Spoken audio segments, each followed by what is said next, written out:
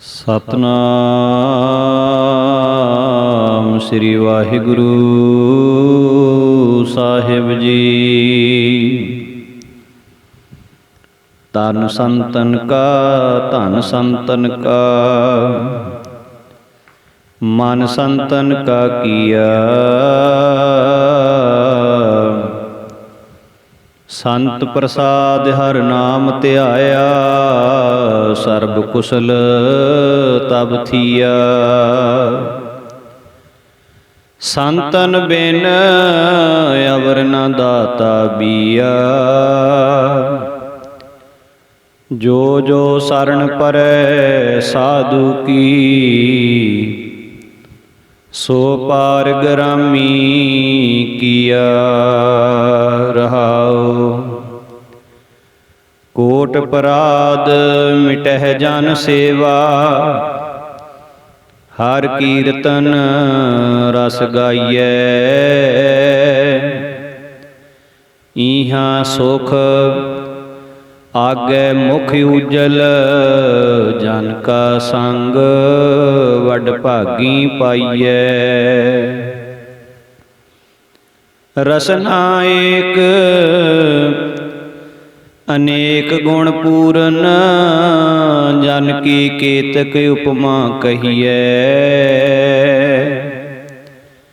अगम अगोचर सद अविनाशी, शरण संतन की लहिए। निर्गुण नीच अनाथ अपराधी, ओट संतन की आही। बूढ़त मोह ग्रह अंधकूप में है, नानक लेहो निबाही।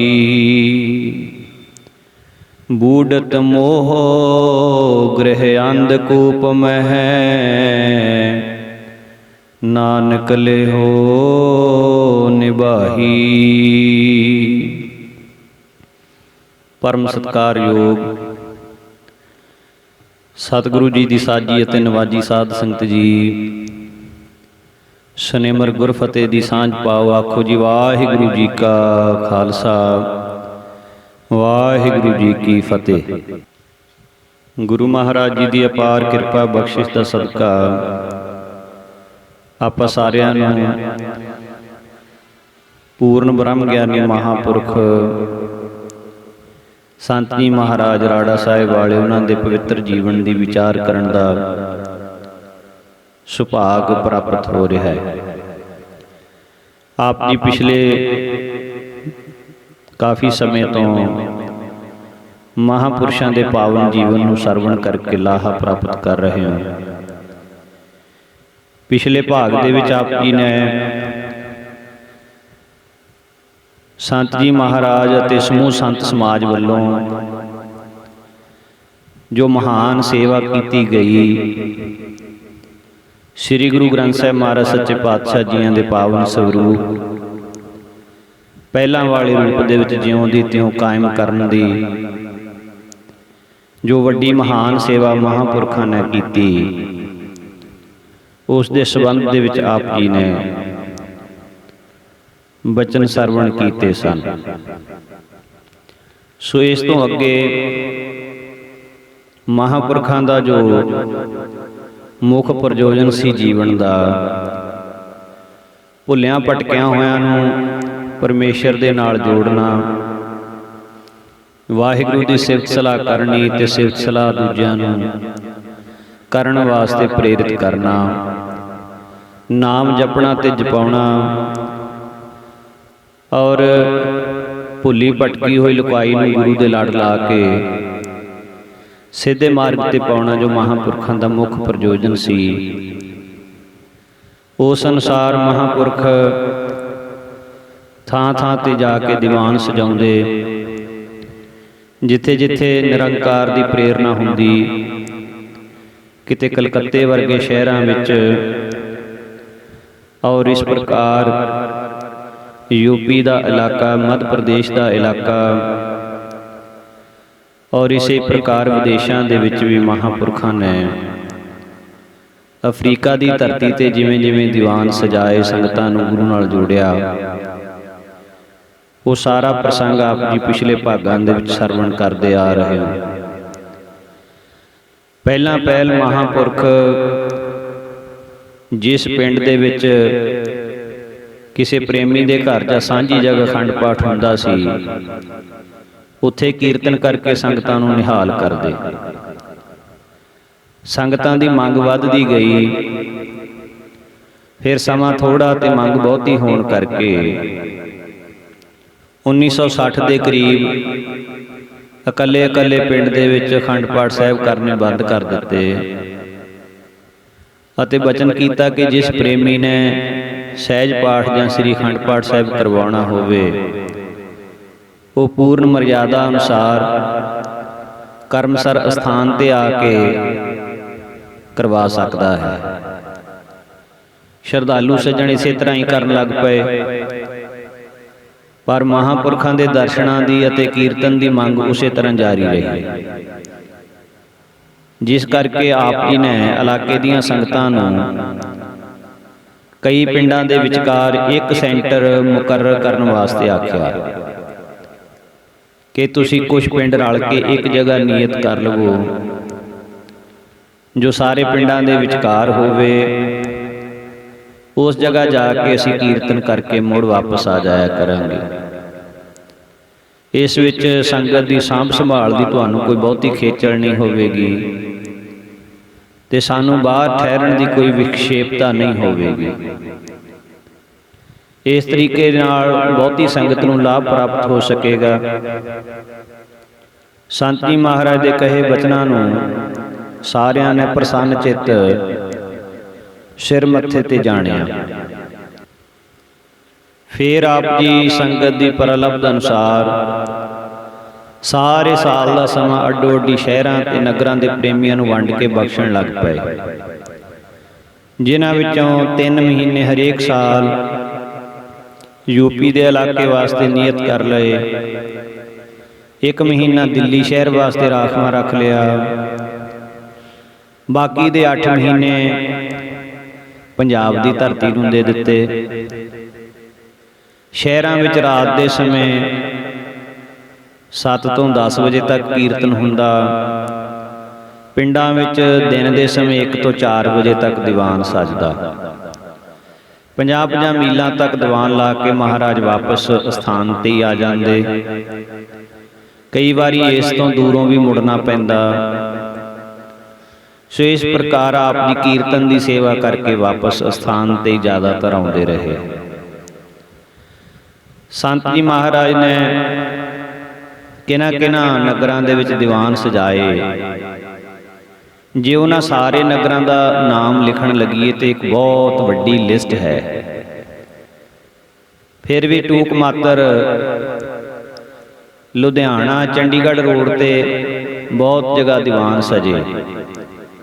ਕੁਹਾੜੇ ਪਿੰਡ, ਜੰਡਾਲੀ, ਕਈ ਵਾਰ ਕਟਾਣੀ ਕਲਾਂ, 2 ਵਾਰ ਸਮਰਾਲੇ ਸ਼ਹਿਰ, 2 ਵਾਰ ਬੌਂਦਲੀ ਪਿੰਡ ਦੇ ਸਕੂਲ ਦੇ ਗਰਾਊਂਡ ਦੇ ਵਿੱਚ, 2 ਵਾਰੀ ਮੱਲ ਮਜਾਰਾ, ਰਾਣਵਾ, ਘੜੂਏ, ਫੁੱਲੋਵਾਲ। ਇਸ ਪ੍ਰਕਾਰ ਕਈ ਦਿਨ ਗੁਰਮਤਿ ਅਨੁਸਾਰ ਪ੍ਰਚਾਰ ਤੇ ਗੁਰਬਾਣੀ ਦਾ ਕੀਰਤਨ ਕਰਕੇ ਸੰਗਤਾਂ ਨੂੰ ਨਾਮ ਬਾਣੀ ਦੁਆਰਾ ਨਿਰੰਕਾਰ ਨਾਲ ਇਹਨਾਂ ਨੇ ਜੋੜਿਆ। ਹਰੇਕ ਜਗ੍ਹਾ ਦੀਵਾਨਾਂ ਦੇ ਅੰਤਲੇ ਦਿਨ ਅੰਮ੍ਰਿਤ ਸੰਚਾਰ ਹੁੰਦਾ। ਇਸੇ ਪ੍ਰਕਾਰ ਨਾਭਾ, ਪਟਿਆਲਾ, ਮਲੇਰਕੋਟਲਾ, ਚੀਮੇ ਖੁਰਦ, ਲੋਟਵੱਦੀ, ਕੁਰੜ, ਸ਼ੇਰਪੁਰ, ਖੇੜੀ, ਚਹਿਲਾਂ, ਕਾਂਤਰੋਂ, ਘਨੌਰੀ ਕਲਾਂ ਔਰ ਹੋਰ ਵੀ ਬਹੁਤ ਸਾਰੇ ਨਗਰ। ਦੁਆਬੇ ਦੇ ਵਿੱਚ ਸੈਲਕੀਆਣਾ, ਸ਼ਾਮ 83, ਹੁਸ਼ਿਆਰਪੁਰ ਸ਼ਹਿਰ, ਜਲੰਧਰ, ਛਾਉਣੀ, ਨਕੋਦਰ, ਸਮਰਾਵਾਂ, ਇਹਨਾਂ ਨਗਰਾਂ ਦੇ ਵਿੱਚ ਮਹਾਰਾਜ ਜੀ ਦੇ ਦੀਵਾਨ ਸਜਦੇ ਰਹੇ। ਮਾਲਵੇ ਦੇ ਵਿੱਚ ਬੇਅੰਤ ਨਗਰ, ਜਵੱਦੀ, ਬੱਦੋਵਾਲ, ਚਮਿੰਡੇ, ਲੋਪੋਂ, ਰਾਮਪੁਰ, ਗੁਰਦੁਆਰਾ ਰੇਰੂ ਸਾਹਿਬ, ਕਿਲ੍ਹਾ ਰਾਏਪੁਰ, ਡੇਲੋਂ, ਕੱਦੋਂ, ਤ੍ਰਿਖੇੜੀ, ਟੌੜਾ, ਸ਼ੰਕਰਪੁਰ, ਰਾਏਕੋਟ, ਸੁਜਾਪੁਰ, ਛੰਨਾ ਸੁਖਣ ਵਾਲੀਆਂ, ਬਾਲੇਆਲ, ਭੋਗੀਆਲ, ਜਗਰਾਵਾਂ, ਮੋਗਾ ਸ਼ਹਿਰ ਔਰ ਹੋਰ ਵੀ ਬੇਅੰਤ ਜਗ੍ਹਾ। ਇਸ ਪ੍ਰਕਾਰ ਕਈ ਵਾਰ ਸੰਗਤਾਂ ਵੱਲੋਂ ਇਤਨੀ ਮੰਗ ਆ ਜਾਂਦੀ ਕਿ ਸਮਾਂ ਥੋੜ੍ਹਾ ਤੇ ਪ੍ਰੇਮੀਆਂ ਵੱਲੋਂ ਅਰਜ਼ਾਂ ਬਹੁਤੇ ਥਾਵਾਂ ਦੀਆਂ। ਫਿਰ ਇਹ ਤਰੀਕਾ ਵਰਤਿਆ ਜਾਣ ਲੱਗਾ ਕਿ ਗੁਰੂ ਮਹਾਰਾਜ ਅੱਗੇ ਸਾਰੇ ਪ੍ਰੇਮੀਆਂ ਦੀਆਂ ਬਕਸੇ ਦੇ ਵਿੱਚ ਚਿੱਠੀਆਂ ਲਿਖ ਕੇ ਰੱਖ ਦਿੱਤੀਆਂ ਜਾਂਦੀਆਂ ਤੇ ਅਰਦਾਸ ਕਰਕੇ ਇਕੱਲੀ ਇਕੱਲੀ ਚਿੱਠੀ ਚੁੱਕ ਲਈ ਜਾਂਦੀ। ਜਿਨ੍ਹਾਂ ਦੇ ਭਾਗ ਪਰਮੇਸ਼ਰ ਵੱਲੋਂ ਹੁਕਮ ਹੋ ਜਾਂਦਾ, ਚਿੱਠੀ ਨਿਕਲ ਆਉਂਦੀ, ਉਹਨਾਂ ਪਿੰਡਾਂ ਨੂੰ, ਉਹਨਾਂ ਇਲਾਕਿਆਂ ਨੂੰ ਸਮਾਂ ਬਖਸ਼ ਦਿੱਤਾ ਜਾਂਦਾ। ਉੱਥੇ ਗਰੀਬ ਅਮੀਰ ਦਾ ਕੋਈ ਵਿਤਕਰਾ ਨਹੀਂ ਸੀ ਕੀਤਾ ਜਾਂਦਾ। ਸੋ ਇਸ ਪ੍ਰਕਾਰ ਮਹਾਂਪੁਰਖਾਂ ਵੱਲੋਂ ਦੂਰ ਦੂਰ ਜਾ ਕੇ ਗੁਰਮਤਿ ਦਾ ਪ੍ਰਚਾਰ ਕੀਤਾ ਗਿਆ। ਲੁਧਿਆਣੇ ਸ਼ਹਿਰ ਕਈ ਵਾਰੀ ਦੀਵਾਨ ਸਜੇ ਤੇ ਪ੍ਰੇਮੀਆਂ ਦੇ ਘਰੀ ਚਰਨ ਪਏ। ਇੱਕ ਸਮੇਂ ਭਾਰਤ ਨਗਰ ਚੌਂਕ ਵਿੱਚ ਸਰਦਾਰ ਮੱਲ ਸਿੰਘ ਖਟੜੇ ਵਾਲਿਆਂ ਦੀ ਕੋਠੀ ਦੇ ਪਿਛਲੇ ਪਾਸੇ ਸੰਤ ਜੀ ਮਹਾਰਾਜ ਦੇ ਦੀਵਾਨ ਲੱਗੇ ਤਾਂ ਹਜ਼ੂਰ ਦੀ ਸਿਫਤ ਸੁਣ ਕੇ ਹੋਰਨਾਂ ਪ੍ਰੇਮੀਆਂ ਵਾਂਗੂ ਗਰੀਬਦਾਸੀਏ ਡੇਰੇ ਦੇ ਸਾਧੂ ਵੀ ਸ਼ਾਮਲ ਹੋਏ। ਹਜ਼ੂਰ ਦੇ ਸਿੱਧੇ ਤੇ ਨਿਰੋਲ ਧਾਰਮਿਕ ਬਚਨਾਂ ਦਾ ਇਹਨਾਂ ਦੇ ਮਨ ਤੇ ਬਹੁਤ ਅਸਰ ਹੋਇਆ। ਆਪ ਜੀ ਨੇ ਇੱਥੇ ਫਰਮਾਇਆ ਕਿ ਦੁਨੀਆ ਵਿੱਚ ਅਸਲ ਤੇ ਨਕਲ ਦੋਵੇਂ ਚੀਜ਼ਾਂ ਹਨ ਤੇ ਇਹ ਸਦਾ ਰਹਿਣਗੀਆਂ। ਨਕਲ ਦੇ ਹੋਣ ਕਰਕੇ ਅਸਲ ਚੀਜ਼ ਤੋਂ ਇਨਸਾਨ ਕਦੇ ਮੁਨਕਰ ਨਹੀਂ ਹੋ ਸਕਦਾ। ਨਕਲੀ ਡਾਕਟਰ ਅਨੇਕਾਂ ਹਨ ਜੋ ਅਸਲੀ ਔਸ਼ਧੀ ਵਿਦਿਆ ਨੂੰ ਨਹੀਂ ਜਾਣਦੇ, ਪਰ ਨਾ ਜਾਣਦੇ ਹੋਏ ਵੀ ਆਪਣੇ ਆਪ ਨੂੰ ਪੂਰਨ ਵੈਦ ਤੇ ਡਾਕਟਰ ਖਵਾਉਂਦੇ ਹਨ। ਲੋਕਾਂ ਨੂੰ ਨਕਲੀ ਤੇ ਝੂਠੀਆਂ ਦਵਾਈਆਂ ਦੇ ਕੇ ਆਪਣਾ ਪੇਟ ਪਾਲਦੇ ਹਨ। ਪਰ ਇਹਨਾਂ ਨਕਲੀ ਡਾਕਟਰਾਂ ਦੀ ਹੋਂਦ ਕਰਕੇ ਅਸਲੀ ਡਾਕਟਰਾਂ ਦੀ ਕਦਰ ਅਤੇ ਜ਼ਰੂਰਤ ਘਟ ਨਹੀਂ ਜਾਂਦੀ। ਸਗੋਂ ਜਿੱਥੇ ਨਕਲੀ ਮੋਤੀ ਅਸਲੀ ਮੋਤੀਆਂ ਦੀ ਹਸਤੀ ਨੂੰ ਸਾਬਤ ਕਰਦੇ ਹਨ, ਖੋਟਾ ਸਿੱਕਾ ਨਾ ਚੱਲੇ ਤਾਂ ਖਰੇ ਦੀ ਕਦਰ ਕਿਵੇਂ ਹੋਵੇ। ਸੋ ਨਕਲੀ ਚੀਜ਼ ਹੀ ਅਸਲੀ ਦੀ ਕਦਰ ਦਾ ਕਾਰਨ ਬਣਦੀ ਹੈ। ਜੋ ਲੋਕ ਇਹ ਆਖ ਕੇ ਰੱਬ ਤੋਂ ਮੁਨਕਰ ਹੋ ਜਾਂਦੇ ਹਨ ਕਿ ਅੱਜ ਕੱਲ੍ਹ ਦੇ ਧਾਰਮਿਕ ਆਗੂ ਸੰਤ ਪਖੰਡੀ ਹੋ ਗਏ ਅਤੇ ਭੇਖ ਦਿਖਾ ਕੇ ਲੋਕਾਂ ਨੂੰ ਠੱਗਦੇ ਹਨ, ਧਰਮ ਅਤੇ ਮਜ਼ਹਬ ਦੇ ਨਾਮ ਤੇ ਮਾਇਆ ਬਟੋਰਦੇ ਹਨ, ਉਹਨਾਂ ਦਾ ਆਪਣਾ ਜੀਵਨ ਕੋਈ ਨਹੀਂ, ਦੂਜੇ ਨੂੰ ਸਿੱਖਿਆ ਦੇ ਕੇ ਚੇਲਿਆਂ ਦੀ ਗਿਣਤੀ ਵਧਾਉਂਦੇ ਹਨ। ਦਰਅਸਲ ਉਹ ਲੋਕ ਜੋ ਇਹੋ ਜਿਹੀਆਂ ਦਲੀਲਾਂ ਦਿੰਦੇ ਹਨ ਉਹ ਅਸਲ ਮਜ਼ਹਬ ਦੇ ਨਾਲ ਬੇਇਨਸਾਫੀ ਕਰਦੇ ਹਨ। ਨਕਲੀ ਧਾਰਮਿਕ ਲੋਕ ਵੀ ਇਸੇ ਤਰ੍ਹਾਂ ਦੁਨੀਆ ਤੇ ਹੁੰਦੇ ਹੀ ਰਹਿਣਗੇ ਜਿਵੇਂ ਨਕਲੀ ਡਾਕਟਰ ਹਨ, ਪਰ ਨਕਲੀ ਡਾਕਟਰਾਂ ਕਰਕੇ ਅਸਲੀ ਡਾਕਟਰਾਂ ਦਾ ਮਾਣ ਅਤੇ ਜ਼ਰੂਰਤ ਘਟ ਨਹੀਂ ਜਾਂਦੀ। ਇਸੇ ਤਰ੍ਹਾਂ ਨਕਲੀ ਧਾਰਮਿਕ ਲੋਕਾਂ ਕਰਕੇ ਅਸਲੀ ਧਾਰਮਿਕ ਆਗੂਆਂ ਦੀ ਵਡਿਆਈ ਵੀ ਘਟ ਨਹੀਂ ਸਕਦੀ। ਜੋ ਲੋਕ ਆਪ ਇੰਦਰੀਆਂ ਦੇ ਵਿਸ਼ਿਆਂ ਤੋਂ ਉੱਚੇ ਉੱਠ ਕੇ ਕਿਸੇ ਅਸਲੀ ਧਾਰਮਿਕ ਆਗੂ ਦੀ ਸੰਗਤ ਤੋਂ ਪੂਰਾ ਲਾਭ ਨਹੀਂ ਲੈ ਸਕਦੇ ਅਤੇ ਮਜ਼ਹਬ ਨੂੰ ਬੁਰਾ ਭਲਾ ਕਹਿਣਾ, ਰੱਬ ਦੀ ਹਸਤੀ ਸੰਬੰਧੀ ਨਜਾਇਜ਼ ਹੀ ਇਤਰਾਜ਼ ਕਰਨੇ, ਉਸੇ ਤਰ੍ਹਾਂ ਦੀ ਭੁੱਲ ਹੈ ਜਿਸ ਤਰ੍ਹਾਂ ਰਾਗ ਨੂੰ ਨਾ ਸਮਝਣ ਕਰਕੇ ਪੱਕੇ ਰਾਗਾਂ ਨੂੰ ਰੌਲਾ ਤੇ ਸ਼ੋਰ ਆਖਦਾ ਹੈ ਕੋਈ। ਜਾਣਕਾਰੀ ਤੇ ਆਪ ਨੂੰ ਨਹੀਂ ਹੈ ਰਾਗ ਬਾਰੇ, ਪਰ ਜੇ ਕੋਈ ਰਾਗ ਗਾਉਂਦਾ ਹੈ ਤਾਂ ਉਸ ਗਾਉਣ ਵਾਲੇ ਨੂੰ ਕਹਿੰਦੇ ਨੇ ਕੀ ਰੌਲਾ ਪਾਇਆ ਹੈ।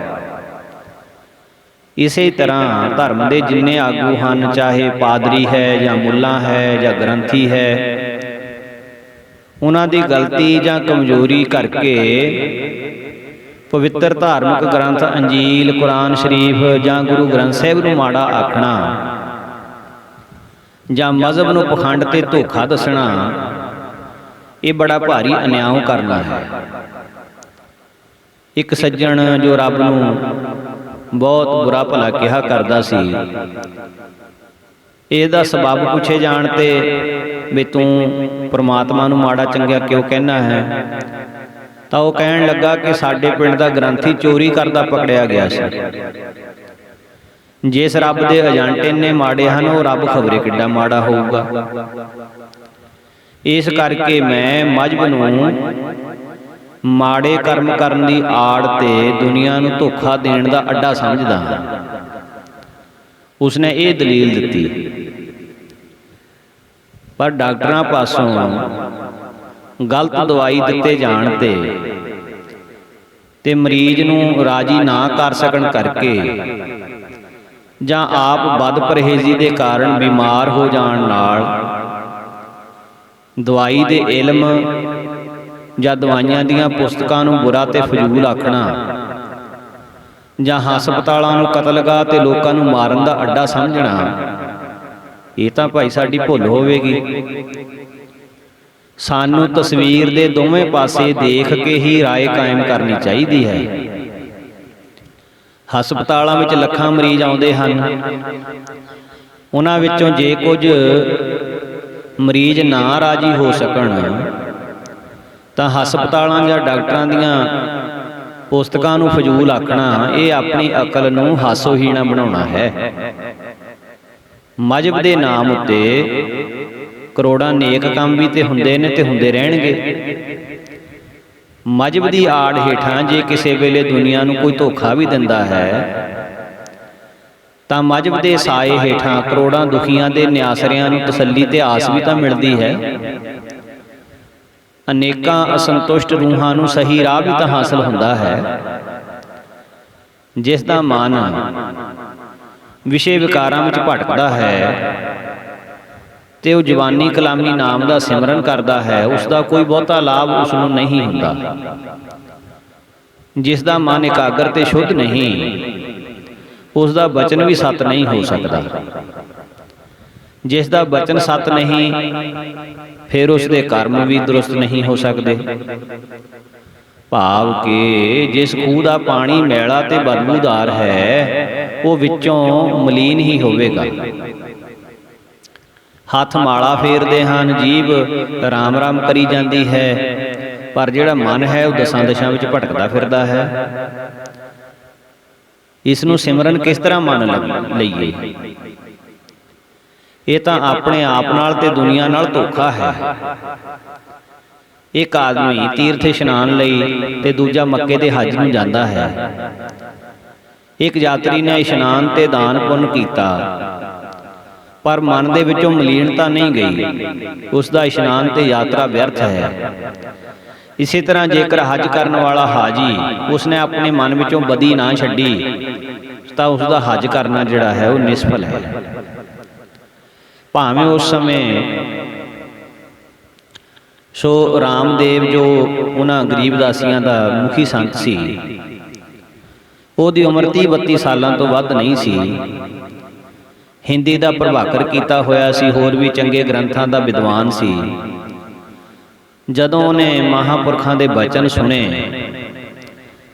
ਉਹਦਾ ਮਨ ਇੱਕਦਮ ਖੇੜੇ ਵਿੱਚ ਆ ਗਿਆ ਤੇ ਅਸਥਾਨ ਦੇ ਦਰਸ਼ਨ ਕਰਨ ਦੀ ਉਹਦੇ ਅੰਦਰ ਇੱਛਾ ਪੈਦਾ ਹੋਈ।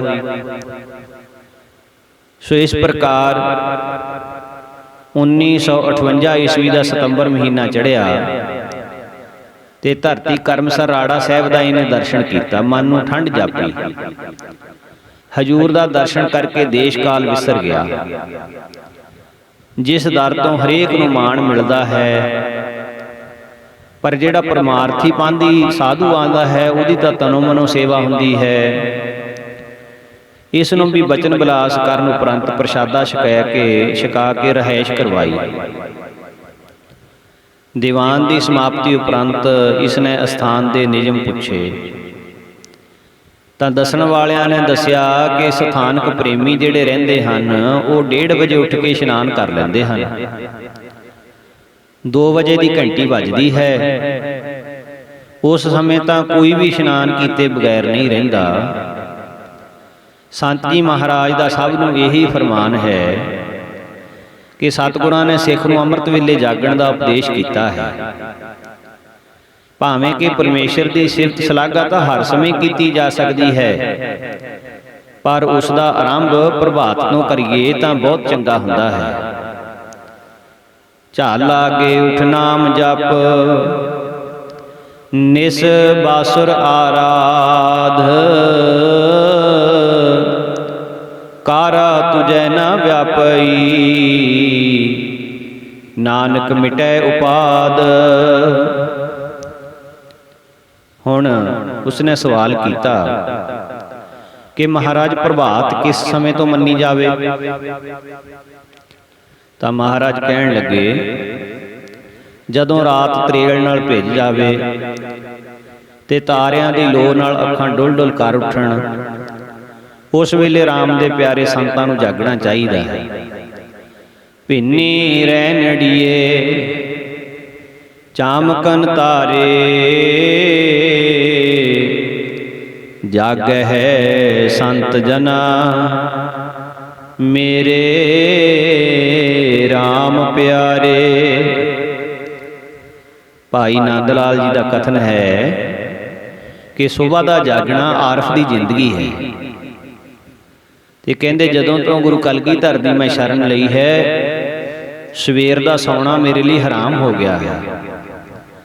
ਬਿਦਾਰੀ ਅਸਤ ਜ਼ਿੰਦਗੀ ਆਰਫੇਨ ਸ਼ੌਕ, ਗੋਇਆ ਹਰਾਮ ਕਰਦਮ ਜੇ ਜਾਇਦਾ ਖਾਬੇ ਸੁਬਹੋ। ਜੇ ਮੈਂ ਸਵੇਰੇ ਸੌਂਦਾ ਹਾਂ, ਸਵੇਰ ਦਾ ਸੌਣਾ ਮੇਰੇ ਲਈ ਹਰਾਮ ਹੈ। ਸੋ ਇਸ ਸ਼ਾਂਤ ਸਮੇਂ ਜਾਗ ਕੇ ਨਾਮ ਸਿਮਰਨ ਕਰਨ ਦਾ ਅਧਿਕ ਲਾਭ ਹੈ ਤੇ ਜੀਵਨ ਦੀਆਂ ਉਚਾਈਆਂ ਵੱਲ ਜੀਵ ਚਲੇ ਜਾਂਦਾ ਹੈ। ਉਸ ਸਮੇਂ ਹੀ ਬ੍ਰਿਸ਼ਾਂ ਤੇ ਬੈਠ ਪੰਛੀ ਮਧੁਰ ਗਾਇਨ ਆਰੰਭ ਕਰਦੇ ਹਨ। ਬੁਲਬੁਲਾਂ ਦੇ ਮਸਤ ਰਾਗ ਨੂੰ ਸੁਣ ਕੇ ਹੀ ਕਲੀਆਂ ਆਪਣੇ ਸੀਨੇ ਪਾੜ ਦਿੰਦੀਆਂ ਹਨ ਤੇ ਸੁਬਹ ਹੀ ਪੌਣ ਖੁਸ਼ਬੂਆਂ ਦੇ ਬੁੱਕ ਭਰ ਭਰ ਕੇ ਚੁਤਰਫੇ ਲਟਾਉਂਦੀ ਹੈ, ਜਿਸ ਦੀਆਂ ਮਹਿਕਾਂ ਤੋਂ ਮਸਤ ਹੋਇਆ ਜ਼ਰਰਾ ਜ਼ਰਰਾ ਸਿਮਰਨ ਕਰਦਾ ਪ੍ਰਤੀਤ ਹੁੰਦਾ ਹੈ। ਉਸ਼ੇਰ ਦਾ ਤਾਰਾ ਚੜਿਆ ਜਾਂ ਅੰਬਰ ਤੇ ਲਾਲੀ ਫੁੱਟੀਏ, ਜਾਂ ਨੀਂਦਰ ਆਲਸ ਸੁਸਤੀ ਦੀ ਜਗ ਛਾਈ ਜਾਲੀ ਟੁੱਟੀਏ। ਕੋਇਲ ਨੇ ਕੂਕੂ ਲਾਈਏ, ਬੁਲਬੁਲ ਮਿੱਠੀ ਬਹਿਣੀ ਜੁੱਟੀਏ। ਬਸ ਨਗਮਾ ਇਹੀ ਅਲਾਪਣ ਨੂੰ ਚਿੜੀਆਂ ਕਾਵਾਂ ਚੁੰਝ ਪੁੱਟੀਏ। ਬੁਲਬੁਲ ਨੇ ਮਸਤੀ ਵਿੱਚ ਆ ਕੇ ਕੋਈ ਗੀਤ ਅਜਿਹਾ ਗਾਇਆ ਏ, ਗੁੰਚੇ ਨੇ ਸੁਣਦੇ ਸਾਰ ਜੀ ਦੇ ਸੀਨਾ ਹੀ ਚੁੱਕ ਪੜਾਇਆ ਏ। ਬੁੱਲਿਆਂ ਨੇ ਭਰ ਭਰ ਬੁੱਕ ਜਿੱਥੋਂ ਖੁਸ਼ਬੂ ਦਾ ਧਨ ਲੁਟਵਾਇਆ ਏ। ਮਹਿਕਾਂ ਦੇ ਸੰਗ ਮਸਤਾਨੇ ਹੋ ਕੇ ਤ੍ਰਿਣ ਨੇ ਆਖ ਸੁਣਾਇਆ ਏ। ਕਰਤਾਰ ਤੂੰ ਹੀ, ਕਰਤਾਰ ਤੂੰ ਹੀ, ਸ੍ਰਿਸ਼ਟੀ ਦਾ ਸਿਰਜਣਹਾਰ ਤੂੰ ਹੀ। ਮਹਾਰਾਜ ਨੇ ਅੰਮ੍ਰਿਤ ਵੇਲੇ ਜਾਗਣ ਦਾ ਗੁਰਬਾਣੀ ਦੇ ਵਿੱਚ ਸਿੱਖ ਨੂੰ ਫਰਮਾਨ ਕੀਤਾ, ਚੌਥੇ ਪਹਿਰ ਸਬਾਹ ਕੈ ਸੁਰਤਿਆਂ ਉਪਜੈ ਚਾਉ। ਤਿਨਾਂ ਦਰਿਆਵਾਂ ਸਿਉ ਦੋਸਤੀ, ਮਨ ਮੁਖ ਸੱਚਾ ਨਾਮ। ਪ੍ਰਭਾਤ ਸਮੇਂ ਸੂਰਜ ਦੇ ਉਦੇ ਹੋਣ ਦੇ ਨਾਲ ਨਾਲ ਸਮਸਤ ਜਗਤ ਜੀਵਨ ਉਤਸ਼ਾਹ ਨਾਲ ਜਾਗ ਉੱਠਦਾ ਹੈ। ਕਲੀਆਂ ਵਿੱਚ ਖੇੜਾ ਆ ਜਾਂਦਾ ਹੈ, ਫਲਾਂ ਵਿੱਚ ਰਸ ਆ ਜਾਂਦਾ ਹੈ, ਹਵਾ ਵਿੱਚ ਹਰਕਤ ਆ ਜਾਂਦੀ ਹੈ, ਪੰਛੀਆਂ ਦੀਆਂ ਰਾਗਨੀਆਂ ਛਿੜ ਪੈਂਦੀਆਂ ਹਨ। ਅਜਿਹੇ ਸੁਹਾਵਣੇ ਸੁਰਤਵਾਨ ਸ੍ਰੇਸ਼ਟ ਮਨੁੱਖਾਂ ਦਾ ਚਾਉ ਵਿੱਚ ਆਉਣਾ ਸੁਭਾਵਿਕ ਗੱਲ ਹੈ। ਇਹ ਬਚਨ ਸੁਣ ਕੇ ਉਸ ਸਾਧੂ ਨੇ ਆਖਿਆ, ਜੋ ਸੇਵਾਦਾਰ ਸੀ ਉਸ ਨੂੰ ਆਖਣਾ ਕੀਤਾ ਵੀ ਜੇਕਰ ਮੈਨੂੰ ਜਾਗ ਨਾ ਆਈ ਤਾਂ ਰਾਤ ਦੇ ਵਕਤ ਮੈਨੂੰ ਤੁਸੀਂ ਜਗਾ ਦਿਓ। ਤਾਂ ਉਸਨੇ ਆਖਿਆ ਜੀ 7 ਬਚਨ। ਪਰ ਜਦੋਂ ਉਹ 2 ਵਜੇ ਜਗਾਉਣ ਵਾਸਤੇ ਆਏ ਤਾਂ ਸੇਵਾਦਾਰ ਦੇ ਜਾਣ ਤੋਂ ਪਹਿਲਾਂ ਹੀ ਸੰਤ ਜੀ ਇਸ਼ਨਾਨ ਕਰਕੇ ਬੈਠੇ ਸੀ। ਤਾਂ ਇਹਨੇ ਹੱਸ ਕੇ ਸੇਵਾਦਾਰ ਨੇ ਆਖਿਆ, ਮਹਾਰਾਜ ਆਪ ਤਾਂ ਪਹਿਲੇ ਹੀ ਉੱਠੇ ਬੈਠੇ ਹੋ। ਤਾਂ ਉਹ ਗਰੀਬਦਾਸੀਆ ਸਾਧੂ ਉਹ ਕਹਿਣ ਲੱਗਾ, ਮੈਂ ਕੂਕ ਨੀਂਦ ਵਿੱਚ ਸੁੱਤਾ ਪਿਆ ਸੀ, ਪਰ 1:30 ਵਜੇ ਦੇ ਕਰੀਬ ਅਚਾਨਕ ਬੂਹਾ ਖੜਕਿਆ ਤੇ ਆਵਾਜ਼ ਆਈ, ਸੰਤੋ ਜਾਗੋ, ਇਸ਼ਨਾਨ ਦਾ ਸਮਾਂ ਹੋ ਗਿਆ। ਮੇਰੀ ਜਾਣੀ ਪਛਾਣੀ ਉਹ ਆਵਾਜ਼ ਸੰਤ ਜੀ ਮਹਾਰਾਜ ਦੀ ਹੀ ਸੀ। ਮੈਂ ਉੱਪੜ ਵਾਹੇ ਉੱਠਿਆ, ਦੌੜ ਕੇ ਅੰਦਰੋਂ ਵੱਜੀ ਬੂਹੇ ਦੀ ਕੁੰਡੀ ਖੋਲ੍ਹੀ, ਪਰ ਬਾਹਰ ਤਾਂ ਕੁਝ ਵੀ ਨਹੀਂ ਸੀ। ਮੈਂ ਬਥੇਰਾ ਇੱਧਰ ਉੱਧਰ ਗਿਆ, ਪਰ ਕੁਝ ਪਤਾ ਹੀ ਨਾ ਲੱਗਾ। ਜਦੋਂ ਦਿਨ ਚੜ੍ਹਿਆ ਤਾਂ ਹਜ਼ੂਰ ਦੇ ਪਾਸ ਵੀ ਇਸ ਸੰਤ ਨੇ ਬੇਨਤੀ ਕੀਤੀ ਕਿ ਮਹਾਰਾਜ ਤੁਸੀਂ ਮੈਨੂੰ ਜਗਾਉਣ ਵਾਸਤੇ ਆਏ ਸੀ, ਪਰ ਰੁਕੇ ਵੀ ਨਹੀਂ, ਛੇਤੀ ਵਾਪਸ ਮੁੜ ਆਏ। ਹਜ਼ੂਰ ਕਹਿਣ ਲੱਗੇ, ਸੰਤ ਜੀ ਆਪਣੇ ਪਿਆਰਿਆਂ ਦੇ ਭਜਨ ਦਾ ਸਮਾਂ ਜਾਣ ਕੇ ਪਰਮੇਸ਼ਰ ਦੀ ਆਵਾਜ਼ ਆਉਂਦੀ ਹੁੰਦੀ ਹੈ ਕਿ ਸੰਤੋ ਉੱਠੋ, ਸਮਾਂ ਹੋ ਗਿਆ, ਇਸ਼ਨਾਨ ਕਰੋ। ਪਰ ਹੁਣ ਉਹ ਰਾਤ ਦੇ ਸਮੇਂ ਜਿਹੜੇ ਬਚਨ ਇਸ ਸੰਤ ਨੇ ਸੁਣੇ ਸੀ, ਸੰਤ ਜੀ ਮਹਾਰਾਜ ਨੇ ਬਿਲਕੁਲ ਉਹੀ ਬਚਨ ਦੁਬਾਰਾ ਕਰ ਦਿੱਤੇ। ਬੇਸ਼ੱਕ ਇਹ ਕਹਿ ਦਿੱਤਾ ਵੀ ਅਸੀਂ ਨਹੀਂ ਸੀ, ਉਹ ਤਾਂ ਪਰਮੇਸ਼ਰ ਦੀ ਆਵਾਜ਼ ਸੀ, ਪਰ ਉਹੀ ਬਚਨ ਦੁਬਾਰਾ ਸੁਣ ਕੇ ਉਹ ਸੰਤ ਜੀ ਹੈਰਾਨ ਰਹਿ ਗਏ ਕਿ ਜੇ ਉਹ ਰੱਬ ਦੀ ਆਵਾਜ਼ ਸੀ ਤਾਂ ਫਿਰ ਆਹ ਆਵਾਜ਼ ਦੇ ਵਿੱਚ ਸੰਤ ਜੀ ਮਹਾਰਾਜ ਨੇ ਉਹੀ ਬਚਨ ਦੁਬਾਰਾ ਕਿਵੇਂ ਕਹਿ ਦਿੱਤੇ। ਇਸ ਦਾ ਭਾਵ ਹੈ ਰਾਮ ਸੰਤ ਮਹਿ ਭੇਦ ਕਿਛ ਨਾਹੀ, ਕਿ ਪ੍ਰਮਾਤਮਾ ਵਿੱਚ ਤੇ ਪ੍ਰਮਾਤਮਾ ਦੇ ਪਿਆਰਿਆਂ ਦੇ ਵਿੱਚ ਕੋਈ ਫਰਕ ਨਹੀਂ ਹੁੰਦਾ। ਸੁਣ ਕੇ ਸੰਤ ਜੀ ਨੇ 7 ਬਚਨ ਆਖਿਆ ਤੇ ਮਨ ਦੇ ਵਿੱਚ ਨਿਸ਼ਚਾ ਹੋ ਗਿਆ ਕਿ ਇਹ ਪੂਰਨ ਮਹਾਤਮਾ ਹਨ। ਸੋ ਇਸ ਪ੍ਰਕਾਰ ਇਸ ਗਰੀਬਦਾਸੀ ਸੰਤ ਨੂੰ ਮਹਾਰਾਜ ਜੀਆਂ ਨੇ ਪ੍ਰਸ਼ਾਦ ਸਿਰੋਂ ਪਾਓ ਖੁਸ਼ੀਆਂ ਬਖਸ਼ਿਸ਼ ਕੀਤੀਆਂ। ਸੋ ਮਹਾਂਪੁਰਸ਼ਾਂ ਦੇ ਚਰਨਾਂ ਵਿੱਚ ਆ ਕੇ ਅਨੇਕਾਂ ਹੀ ਐਸੀਆਂ ਰੂਹਾਂ ਦਾ ਭਲਾ ਹੋਇਆ ਔਰ ਪਰਮਾਰਥ ਦੇ ਵਿੱਚ ਨਿਸ਼ਚਾ ਪੱਕਾ ਹੋ ਗਿਆ। ਇੱਕ ਭਾਈ ਅਤਰ ਸਿੰਘ ਤੇ ਗੁਰਮੁਖ ਸਿੰਘ ਹੋਏ ਨੇ ਜੀ, ਇਹਨਾਂ ਤੇ ਗਰੀਬੀ ਇਤਨੀ ਸੀ ਕਿ ਇੱਕ ਵਾਰੀ ਇਹਨਾਂ ਦਾ ਕਾਰੋਬਾਰ ਇਤਨਾ ਕੁਛ ਲੈਣ ਦੇਣ ਹੋ ਗਿਆ ਕਿ 32 ਰੁਪਏ ਇਨਕਮ ਟੈਕਸ ਦੇ ਲੱਗ ਗਏ, ਪਰ ਇਹਨਾਂ ਵਿੱਚ ਦੇਣ ਦੀ ਤਾਕਤ ਨਹੀਂ ਸੀ।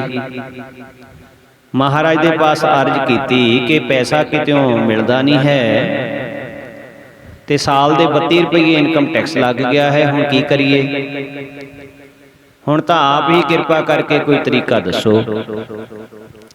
ਤਾਂ ਮਹਾਰਾਜ ਇਹਨਾਂ ਦੀ ਬੇਨਤੀ ਸੁਣ ਕੇ ਬੜੇ ਹੱਸੇ ਤੇ ਸਹਿਜੇ ਹੀ ਬਚਨ ਕੀਤਾ। ਮਹਾਰਾਜ ਕਹਿੰਦੇ ਹੁਣੀ ਡਰ ਗਿਆ, ਅਜੇ ਤਾਂ ਉਹ ਸਮਾਂ ਆਉਣ ਵਾਲਾ ਤੁਹਾਡੇ ਤੇ ਜਦੋਂ ਸਾਲ ਦਾ 32,000 ਇਨਕਮ ਟੈਕਸ ਲੱਗਿਆ ਕਰੂਗਾ। ਉਸ ਸਮੇਂ ਇਹ ਚੁੱਪ ਹੋ ਗਿਆ ਵੀ ਸ਼ਾਇਦ ਮਹਾਂਪੁਰਖ ਨਾਰਾਜ਼ ਹੋ ਗਏ, ਮੈਂ ਤਾਂ 32 ਰੁਪਏ ਦੇਣ ਤੋਂ ਕੱਚਾ ਹਾਂ, ਇਹ ਕਹਿੰਦੇ ਨੇ 32,000 ਟੈਕਸ ਪਿਆ ਕਰੇਗਾ। ਪਰ ਇਹ ਮਹਾਂਪੁਰਖਾਂ ਦੀ ਨਾਰਾਜ਼ਗੀ ਨਹੀਂ ਸੀ। ਮਹਾਂਪੁਰਖਾਂ ਨੇ ਤਰੁੱਠ ਕੇ ਬਖਸ਼ਿਸ਼ ਦਾ ਬਚਨ ਕੀਤਾ ਸੀ ਕਿ ਤੁਹਾਡਾ ਕਾਰੋਬਾਰ ਇਤਨਾ ਵੱਧ ਜਾਏਗਾ ਕਿ ਸਾਲ ਦੇ 32 ਰੁਪਏ ਨਹੀਂ 32,000 ਰੁਪਇਆ ਇਨਕਮ ਟੈਕਸ ਦਾ ਪਵੇਗਾ। ਫਿਰ ਸੱਚਮੁੱਚ ਥੋੜੇ ਸਮੇਂ ਦੇ ਵਿੱਚ ਇਹਨਾਂ ਦਾ ਇਤਨਾ ਕਾਰੋਬਾਰ ਵਧਿਆ ਕਿ ਹਜ਼ਾਰਾਂ ਰੁਪਇਆ ਇਹਨਾਂ ਨੂੰ ਟੈਕਸ ਦੇ ਰਾਹੀਂ ਵੀ ਦੇਣਾ ਪੈਂਦਾ। ਤੋ ਇਸ ਪ੍ਰਕਾਰ ਮਹਾਂਪੁਰਖਾਂ ਦੇ ਸਹਿਜ ਸੁਭਾਅ ਕੀਤੇ ਹੋਏ ਬਚਨ ਨੇ ਜਿਹੜੇ ਉਹ ਪ੍ਰੇਮੀਆਂ ਦੇ ਜੀਵਨ ਦੇ ਅਨੇਕਾਂ ਹੀ ਕਾਰਜ ਸਵਾਰ ਦਿੰਦੇ ਹਨ। ਸੋ ਇਸ ਪ੍ਰਕਾਰ ਸੰਤ ਜੀ ਮਹਾਰਾਜ ਇੱਕ ਵਾਰ ਬਗਲੀ ਨਗਰ ਮਹਾਂਪੁਰਖਾਂ ਨੇ ਕੀਰਤਨ ਵਿਖਿਆਨ ਕੀਤਾ। 1971 ਦੀ ਵਾਰਤਾ ਹੈ। ਉਸ ਦੀਵਾਨਾਂ ਦੇ ਵਿੱਚ ਮਹਾਰਾਜ ਜੀਆਂ ਨੇ ਪ੍ਰੇਮ ਦੇ ਉੱਤੇ ਵਿਖਿਆਨ ਕੀਤਾ। ਬਚਨ ਕੀਤਾ ਹੈ ਕਿ ਪ੍ਰੇਮ ਹੀ ਜੀਵਨ ਦਾ ਅਸਲੀ ਰਾਜ ਹੈ। ਪ੍ਰਾਣਾਂ ਦੀ ਜੋਤੀ ਇਸੇ ਦੇ ਆਸਰੇ ਪ੍ਰਜਵਲਿਤ ਹੁੰਦੀ ਹੈ। ਕਈਆਂ ਦੇ ਅੰਦਰ ਉਤਸ਼ਾਹ ਬਣ ਕੇ ਖਿੜਦਾ ਹੈ, ਸੰਗੀਤ ਬਣ ਕੇ ਸਵਾਦ ਅਤੇ ਪੀੜਾ ਬਣ ਕੇ ਕਸਕਾਂ ਦਿੰਦਾ ਹੈ, ਅਥਰੂ ਬਣ ਕੇ ਤੁਰਦਾ ਹੈ ਅਤੇ ਗੀਤ ਬਣ ਕੇ ਬੰਸਰੀਆਂ, ਸਰੰਗੀਆਂ ਤੇ ਸਰੰਦਿਆਂ ਦੇ ਰਾਹੀਂ ਗਾਇਆ ਜਾਂਦਾ ਹੈ। ਇਸ ਪ੍ਰੇਮ ਦਾ ਸਰੂਰ ਸਾਰੇ ਸਰੂਰਾਂ ਤੋਂ ਵਧੇਰੇ ਰਸੀਲਾ ਹੈ। ਇਸ ਦੇ ਸੰਗੀਤ ਦੀ ਮਧੁਰਤਾ ਜਿਹੜੀ ਹੈ ਉਹ ਮਨਮੋਹਣੀ ਹੈ। ਜਿਹੜੇ ਇਸ ਦੇ ਨਸ਼ਈ ਹਨ ਉਹਨਾਂ ਨੇ ਇੱਕ ਇੱਕ ਘੁੱਟ ਤੋਂ ਬਾਦਸ਼ਾਹੀਆਂ ਵਾਰ ਦਿੱਤੀਆਂ। ਇਸ ਦੇ ਮਸਤਾਨਿਆਂ ਨੇ ਸੂਲੀਆਂ ਨੂੰ ਸੁਰਾਹੀਆਂ ਜਾਣ ਕੇ ਪੀਤਾ।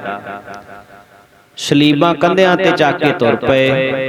ਜੋ ਸਿਰ ਪਈ ਉਹ ਸਹੀ, ਪਰ ਪ੍ਰੇਮੀ ਕਦੇ ਪਿਛਾ ਨਹੀਂ ਹਟਦੇ ਜੇ ਹੋਣ ਸੱਚੇ ਪ੍ਰੇਮੀ।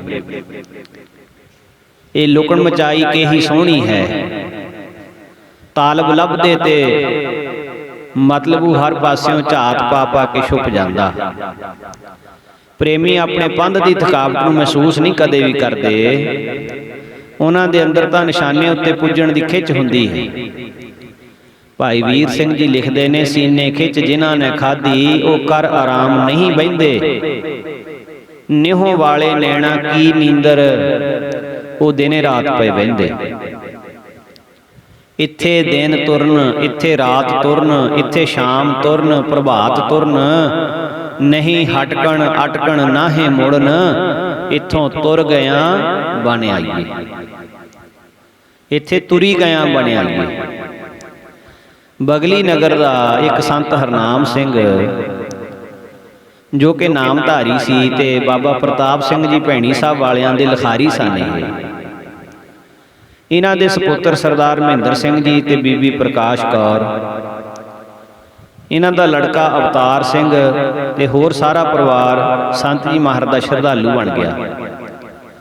ਸਹਾਰਨਪੁਰ ਇਹਨੇ ਆਪਣੇ ਟਰੱਕ ਰੱਖੇ ਤੇ ਜ਼ਮੀਨ ਵੀ ਕਾਫੀ ਹੈ। ਮੋਹਨਪੁਰ ਪਿੰਡ ਦੇ ਸਰਦਾਰ ਹਰਨਾਮ ਸਿੰਘ ਚੰਗੇ ਗੁਰਮੁਖ ਪਿਆਰੇ ਤੇ ਸੰਤ ਸੇਵੀ ਸਨ। ਇਹ ਆਪ ਅਤੇ ਇਹਨਾਂ ਦਾ ਲੜਕਾ ਸਰਦਾਰ ਪ੍ਰੇਮ ਸਿੰਘ ਕਿਲ੍ਹਾ ਰਾਏਪੁਰ ਵਾਲੇ ਸੰਤ ਦੇਵੀਪੁਰੀ ਜੀ ਦੇ ਸਤਸੰਗੀ ਸਨ।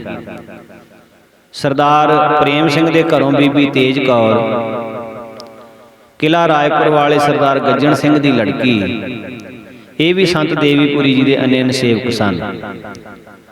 ਪਰ ਹਜੂਰ ਮਹਾਰਾਜ ਦਾ ਇਹ ਸਾਰੇ ਹੀ ਬੜਾ ਸਤਿਕਾਰ ਕਰਦੇ ਸਨ। ਇਸ ਦੀ ਸੰਗਤ ਤੇ ਇਹਨਾਂ ਦੇ ਅੰਦਰ ਬਹੁਤਾ ਜ਼ਿਆਦਾ ਸੰਗਤ ਕਰਨ ਦਾ ਤੇ ਭਾਉ ਪ੍ਰੇਮ ਮਹਾਂਪੁਰਖਾਂ ਨਾਲ ਇਹਨਾਂ ਦੇ ਅੰਦਰ ਬਹੁਤ ਸੀ। ਸੋ ਇਸ ਪ੍ਰਕਾਰ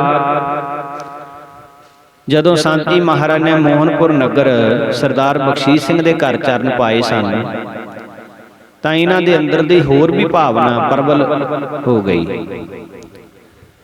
ਇਹਨਾਂ ਦੇ ਅੰਦਰ ਭਾਵਨਾ ਜਾਗੀ ਵੀ ਸਾਡੇ ਤੇ ਵੀ ਕਿਤੇ ਮਹਾਰਾਜ ਕਿਰਪਾ ਕਰਨ, ਦਾਤੇ ਦੀ ਬਖਸ਼ਿਸ਼ ਹੋਵੇ। ਕਈ ਸਾਲਾਂ ਤੋਂ ਬਾਅਦ ਹਜੂਰ ਨੇ ਇਹਨਾਂ ਦੀ ਅਰਜ਼ ਨੂੰ ਮਨਜ਼ੂਰ ਕੀਤਾ ਤੇ 1969 ਜਨਵਰੀ ਮਹੀਨੇ ਇਹਨਾਂ ਦੇ ਨਗਰ ਦੀਵਾਨ ਲੱਗੇ। ਬੜਾ ਭਾਰੀ ਇਕੱਠ ਹੋਇਆ। ਕਈ ਸਾਲ ਇੱਥੇ ਦੀਵਾਨ ਸਜਦੇ ਰਹੇ। ਸੋ ਮਹਾਂਪੁਰਖਾਂ ਨੇ ਇਹਨਾਂ ਦੀਵਾਨਾਂ ਸਮੇਂ ਜੋ ਬਚਨ ਕੀਤਾ ਕਿ ਮਾਇਆ ਨੇ ਮਨੁੱਖ ਵਿੱਚੋਂ ਜੀਵਨ ਸ਼ਕਤੀ ਹਰਨ ਵਾਸਤੇ 5 ਮਹਾਬਲੀ ਦੂਤ ਛੱਡੇ ਹੋਏ ਹਨ ਜੋ ਰਾਤ ਦਿਨ ਇਸ ਦਾ ਆਤਮਿਕ ਧਨ ਲੁੱਟ ਰਹੇ ਹਨ। ਇਸ ਦੇਹੀ ਅੰਦਰ 5 ਚੋਰ ਵਸਹਿ, ਕਾਮ ਕ੍ਰੋਧ ਲੋਭ ਮੋਹ ਅਹੰਕਾਰਾ। ਅੰਮ੍ਰਿਤ ਲੁੱਟ ਹੈ ਮਨਮੁਖ ਨਹੀਂ ਬੁੱਝੈ, ਕੋਏ ਨਾ ਸੁਣੈ ਪੁਕਾਰਾ। ਇਹਨਾਂ 5 ਬਲੀਆਂ ਵਿੱਚੋਂ ਜੇ ਸਭ ਤੋਂ ਵੱਡਾ ਮਹਾਬਲੀ ਕਿਸੇ ਨੂੰ ਬਿਆਨ ਕੀਤਾ ਹੈ ਤਾਂ ਉਹ ਕਾਮ ਹੈ। ਹੇ ਕਾਮੰ ਨਰਕ ਵਿਸਰਾਮੰ ਬਹੁ ਜੋਨੀ ਭਰਮਾਵਣ ਹੈ। ਚਿਤ ਹਰਣੰ ਤ੍ਰੈ ਲੋਕ ਗਮਯੰ, ਜਪ ਤਪ ਸੀਲ ਵਿਧਾਰਣ ਹੈ। ਅਲਪ ਸੁਖ ਅਵਿਤ ਚੰਚਲ, ਊਚ ਨੀਚ ਸਮਾਵਣ ਹੈ। ਤਬ ਭੈ ਵਿਮੁੰਚਿਤ ਸਾਧ ਸੰਗਮ, ਓਟ ਨਾਨਕ ਨਾਰਾਇਣ ਹੈ। ਜਿਸ ਦੀਆਂ ਚੋਟਾਂ ਇਤਨੀਆਂ ਸਖਤ ਅਤੇ ਬਾਣ ਅਜਿਹੇ ਤਿੱਖੇ ਹਨ ਜੋ ਬੜੇ ਬੜੇ ਤਪੀਆਂ ਦੇ ਤਪ, ਹਠੀਆਂ ਦੇ ਹੱਠ, ਜੋਗੀਆਂ ਦੀਆਂ ਸਮਾਧੀਆਂ ਇਸ ਦੇ ਅੱਗੇ ਡੋਲ ਜਾਂਦੀਆਂ ਹਨ। ਮਨੁੱਖ ਤੋਂ ਲੈ ਕੇ ਦੇਵਤਾ ਤੱਕ ਇਸ ਕੋਲੋਂ ਕੰਬ ਰਹੇ ਹਨ। ਬ੍ਰਹਮਾ ਵੱਡਾ ਅਖਾਏ ਦਾ, ਨਾਭ ਕਮਲ ਦੀ ਨਾਲ ਸਮਾਣਾ। ਆਵਾਗਮਨ ਅਨੇਕ ਯੁੱਗ, ਓੜਕ ਵਿੱਚ ਹੋਆ ਹੈਰਾਣਾ। ਓੜਕ ਕੀ ਤੋਸ ਆਪਣਾ, ਆਪ ਗਣਾਇਐ ਭਰਮ ਭੁਲਾਣਾ। ਚਾਰੇ ਵੇਦ ਵਖਾਣ ਦਾ, ਚਤੁਰਮੁਖੀ ਹੋਏ ਖਰਾ ਸਿਆਣਾ। ਲੋਕਾਂ ਨੂੰ ਸਮਝਾਏਂਦਾ, ਦੇਖ ਸੁਰਸਤੀ ਰੂਪ ਲੁਭਾਣਾ। ਚਾਰੇ ਵੇਦ ਗਵਾਏ ਕੈ, ਗਰਭ ਗਰੂਰੀ ਕਰ ਪਛਤਾਣਾ। ਅਕਥ ਕਥਾ ਨੇਤ ਨੇਤ ਵਖਾਣਾ। ਬ੍ਰਹਮਾ ਦਾ ਕਿੱਡਾ ਵੱਡਾ ਮਿਸਾਲ ਭਾਈ ਗੁਰਦਾਸ ਸਾਹਿਬ ਨੇ ਇੱਥੇ ਵਰਣਨ ਕੀਤਾ ਹੈ ਵੀ ਚੌਂ ਵੇਦਾਂ ਦਾ ਰਚੇਤਾ ਔਰ ਉਪਦੇਸ਼ ਦੇਣ ਵਾਲਾ, ਪਰ ਜਿੱਦਣ ਕਾਮ ਨੇ ਮਾਰ ਮਾਰੀ ਤੇ ਸਰਸਵਤੀ ਦੇ ਉੱਤੇ ਲੁਭਾਇਮਾਨ ਹੋ ਗਿਆ ਤੇ ਆਪਣਾ ਜੀਵਨ ਚਰਿੱਤਰ ਕਾਇਮ ਨਾ ਰੱਖ ਸਕਿਆ। ਇੰਦਰ ਦੀ ਬਾਬਤ ਬਾਣੀ ਦੇ ਵਿੱਚ ਜ਼ਿਕਰ ਆਉਂਦਾ ਹੈ, ਰਾਵਣ ਦੀ ਬਾਬਤ ਇਤਿਹਾਸ ਵਿੱਚ ਪੜ੍ਹਦੇ ਹਾਂ। ਤੇਜਸਵੀ ਰਾਜਿਆਂ ਦੀਆਂ ਇਸ ਹੱਥੋਂ ਬਰਬਾਦੀਆਂ ਤੇ ਬੇਪਤੀਆਂ ਦਾ ਕਥਨ ਸਨਾਤਨ ਧਰਮ ਦੀਆਂ ਹੋਰ ਧਾਰਮਿਕ ਪੁਸਤਕਾਂ ਉਹਨਾਂ ਦੇ ਵਿੱਚ ਕੀਤਾ ਗਿਆ ਹੈ। ਇਸ ਤੋਂ ਹੁਸ਼ਿਆਰ ਤੇ ਜਾਣੂ ਕਰਾਉਣ ਵਾਸਤੇ ਆਚਾਰੀਆ ਲੋਕ ਦਿਨ ਰਾਤ ਧਰਮ ਮੰਦਰਾਂ ਵਿੱਚ ਉਪਦੇਸ਼ ਦੇ ਕੇ ਪ੍ਰਚਾਰ ਕਰਦੇ ਰਹਿੰਦੇ ਹਨ। ਪਰ ਕਾਮ ਅਜਿਹਾ ਬਲੀ ਅਤੇ ਚਲਾਕ ਹੈ ਕਿ ਜੋ ਆਪਣੇ ਵਿਰੁੱਧ ਪ੍ਰਚਾਰ ਕਰਨ ਵਾਲਿਆਂ ਤੇ ਵੀ ਆਪਣਾ ਚੱਕਰ ਚਲਾ ਦਿੰਦਾ ਹੈ ਤੇ ਉਹ ਜ਼ਬਾਨੀ ਤਾਂ ਇਸ ਦਾ ਵਿਰੋਧ ਕਰਦੇ ਹਨ, ਪਰ ਅੰਦਰੋਂ ਇਹਦਾ ਸਿੱਕਾ ਮੰਨ ਬੈਠੇ ਹਨ। ਅੰਦਰੋਂ ਇਸ ਦੇ ਅੱਗੇ ਗੋਡੇ ਟੇਕ ਦਿੰਦੇ ਹਨ। ਵੇਦ ਪੜ੍ਹੇ ਪੜ੍ਹ ਪੰਡਿਤ ਮੂਏ, ਰੂਪ ਦੇਖ ਦੇਖ ਨਾਰੀ। ਪਰ ਇਸ ਤੋਂ ਬਚਣ ਦਾ ਇੱਕੋ ਇੱਕ ਸ੍ਰੇਸ਼ਟ ਸਾਧਨ ਹੈ ਕਿ ਪੂਰਨ ਮਹਾਂਪੁਰਖ ਦੀ ਸੰਗਤ ਅਤੇ ਗੁਰੂ ਦੀ ਸ਼ਰਨ। ਸਤਿਗੁਰਾਂ ਨੇ ਕਾਮ ਨੂੰ ਕੇਸਾਂ ਤੋਂ ਪਕੜ ਕੇ ਪਛਾੜ ਕੇ ਪਿੱਛੇ ਸੁੱਟ ਦਿੱਤਾ ਹੈ। ਮੋਹ ਮਲ ਬਿਵਸ ਕੀਓ, ਕਾਮ ਗਹਿ ਕੇਸ ਪਛਾੜਾਓ। ਇਤਿਹਾਸ ਵਿੱਚ ਰਾਜਾ ਸ਼ਿਵਨਾਭ ਜਦੋਂ ਪਹਿਲੀ ਬਾਦਸ਼ਾਹੀ ਸ੍ਰੀ ਗੁਰੂ ਨਾਨਕ ਦੇਵ ਮਹਾਰਾਜ ਦੇ ਪਰਖਣ ਵਾਸਤੇ ਸ਼ਿਵਨਾਭ ਨੇ ਨੌਜਵਾਨ ਲੜਕੀਆਂ ਨੂੰ ਭੇਜਣਾ ਕੀਤਾ ਤੇ ਗੁਰੂ ਮਹਾਰਾਜ ਸਾਹਿਬ ਜੀਆਂ ਨੇ ਉਹਨਾਂ ਬੱਚੀਆਂ ਨੂੰ ਆਖਿਆ ਸੀ, ਗਾਛੋ ਪੁੱਤਰੀ ਰਾਜਕੁਮਾਰ, ਆਓ ਮੇਰੀਓ ਧੀਓ। ਛੇਵੇਂ ਪਾਤਸ਼ਾਹ ਮਹਾਰਾਜ ਕੋਲ ਜਹਾਂਗੀਰ ਨੇ ਆਪਣੀਆਂ ਬੇਗਮਾਂ ਨੂੰ ਭੇਜਿਆ ਸੀ, ਪਰ ਉਹਨਾਂ ਬੇਗਮਾਂ ਨੇ ਵੀ ਮਹਾਰਾਜ ਸਾਹਿਬ ਸੱਚੇ ਪਾਤਸ਼ਾਹ ਜੀਆਂ ਦੇ ਸ਼ਰਧਾਲੂ ਬਣਨਾ ਕੀਤਾ। ਦਸਮ ਪਾਤਸ਼ਾਹ ਵੇਲੇ ਬੀਬੀ ਰੂਪ ਕੌਰ ਦੀ ਕਥਾ ਇਸ ਗੱਲ ਦੀ ਸਾਖੀ ਹੈ ਕਿ ਗੁਰੂ ਮਹਾਰਾਜ ਦੇ ਉੱਤੇ ਇਹ ਕਾਮ ਬਲੀ ਆਪਣਾ ਬਲ ਨਹੀਂ ਚਲਾ ਸਕਿਆ ਤੇ ਜੋ ਗੁਰੂ ਦੇ ਸਿੱਖ ਵੀ ਗੁਰੂ ਦੀ ਚਾਲ ਤੇ ਚੱਲਦੇ ਹਨ ਉਹਨਾਂ ਉੱਪਰ ਵੀ ਇਹਦਾ ਬਲ ਨਹੀਂ ਪੈਂਦਾ, ਕਿਉਂਕਿ ਉਹਨਾਂ ਨੇ ਸੁਰਤ ਨੂੰ ਪਰਮੇਸ਼ਰ ਦੀ ਸੁੰਦਰਤਾ ਵੱਲ ਜੋੜਿਆ ਹੈ। ਸੋ ਇਸ ਪ੍ਰਕਾਰ ਸੰਤ ਜੀ ਮਹਾਰਾਜ ਨੇ ਇਸ ਕਾਮ ਦੇ ਪ੍ਰਤੀ ਐਸੇ ਬਹੁਤ ਡੂੰਘਾਈ ਵਾਲੇ ਬਚਨ ਕੀਤੇ ਕਿ ਜੋ ਪੂਰਨ ਮਹਾਂਪੁਰਖ ਦੀ ਸੰਗਤ ਕਰਦਾ ਹੈ ਉਸ ਨੂੰ ਇਹ ਕਾਮ ਜਿਹੜਾ ਹੈ ਉਹ ਕੁਝ ਕਹਿ ਨਹੀਂ ਸਕਦਾ। ਮਹਾਂਪੁਰਖ ਖੰਨੇ ਤੋਂ ਦਰਾਹੇ ਵੱਲ 3 ਮੀਲਾਂ ਦੇ ਫਾਸਲੇ ਤੇ ਲਿਬੜਾ ਨਾਮ ਦਾ ਪਿੰਡ ਹੈ ਜੋ ਜੀਟੀ ਰੋਡ ਦੇ ਉੱਪਰ ਹੀ ਹੈ। ਇੱਥੇ ਵੀ ਹਜੂਰ ਨੇ ਚਰਨ ਪਾਏ। ਇੱਥੋਂ ਦੇ ਰਹਿਣ ਵਾਲੇ ਸਰਦਾਰ ਰਾਮ ਸਿੰਘ ਬੜੇ ਗੁਰਮੁਖ ਪਿਆਰੇ ਤੇ ਸੰਤ ਸੇਵੀ। ਇਹਨਾਂ ਦੇ ਅੱਗੇ 6 ਲੜਕੇ ਹੋਏ ਜਿਨ੍ਹਾਂ ਵਿੱਚੋਂ ਸਰਦਾਰ ਜੋਗਿੰਦਰ ਸਿੰਘ ਖੰਨੇ ਆ ਗਿਆ, ਜਿਸ ਨੇ ਪਹਿਲਾਂ ਸਮਰਾਲਾ ਰੋਡ ਕੋਲ ਆਪਣੀ ਕੋਠੀ ਬਣਾ ਕੇ ਰਿਹਾਇਸ਼ ਰੱਖੀ। ਫਿਰ 1969 ਈਸਵੀ ਨੂੰ ਦਾਣਾ ਮੰਡੀ ਦੇ ਸਾਹਮਣੇ ਜੀਟੀ ਰੋਡ ਤੇ ਆਪਣੀ ਕੋਠੀ ਬਣਾ ਕੇ ਰਿਹਾਇਸ਼ ਰੱਖੀ, ਜਿਸ ਦਾ ਨਾਮ ਲਿਬੜਾ ਹਾਊਸ ਰੱਖਿਆ। ਸੋ ਇਸੇ ਪ੍ਰਕਾਰ ਸੰਤ ਜੀ ਮਹਾਰਾਜ ਦੇ ਕੋਲੋਂ ਦੀਵਾਨਾਂ ਦੀ ਮੰਗ ਕੀਤੀ ਤੇ ਮਹਾਂਪੁਰਸ਼ਾਂ ਨੇ ਇਹਦੀ ਬੇਨਤੀ ਪ੍ਰਵਾਨ ਕਰ ਲਈ। ਹਜੂਰ ਦੀ ਬਖਸ਼ਿਸ਼ ਨੂੰ ਸੰਭਾਲ ਕੇ ਇਹਨਾਂ ਨੇ ਉਸੇ ਸਮੇਂ ਤਿਆਰੀਆਂ ਕਰ ਲਈਆਂ ਕਿ ਸਭ ਤੋਂ ਪਹਿਲਾਂ 1973 ਈਸਵੀ ਵਿੱਚ 6 ਦੀਵਾਨ ਮਿਲੇ। ਬੜਾ ਭਾਰੀ ਇਕੱਠ ਹੁੰਦਾ ਰਿਹਾ। ਟਰੱਕਾਂ ਤੇ ਬੱਸਾਂ ਰਾਹੀਂ ਸੰਗਤਾਂ ਨੂੰ ਲਿਆਉਣ ਤੇ ਛੱਡਣ ਦੀ ਸੇਵਾ ਕਰਦੇ ਰਹੇ। ਸਾਰੇ ਦਿਨਾਂ ਦੇ ਵਿੱਚ ਲੰਗਰ ਅਤੁੱਟ ਚੱਲਿਆ। ਆਖਰੀ ਦਿਨ ਅੰਮ੍ਰਿਤ ਪ੍ਰਚਾਰ ਹੋਇਆ। ਆਪ ਜੀ ਨੇ ਇਹ ਪਵਿੱਤਰ ਉਪਦੇਸ਼ ਦਿੱਤਾ, ਤਨ ਮਨ ਧਨ ਸਭ ਸੌਂਪ ਗੁਰ ਕੋ ਹੁਕਮ ਮੰਨਿਆ ਪਾਈਐ। ਰੇਲ ਦਾ ਮੁਸਾਫਰ ਜੋ ਆਪਣੇ ਮਾਲ ਦੀ ਰਾਖੀ ਆਪ ਕਰਦਾ ਹੈ, ਉਹ ਆਪਣੇ ਨੁਕਸਾਨ ਅਤੇ ਬਚਾਓ ਦਾ ਜ਼ਿੰਮੇਵਾਰ ਵੀ ਆਪ ਹੀ ਹੁੰਦਾ ਹੈ।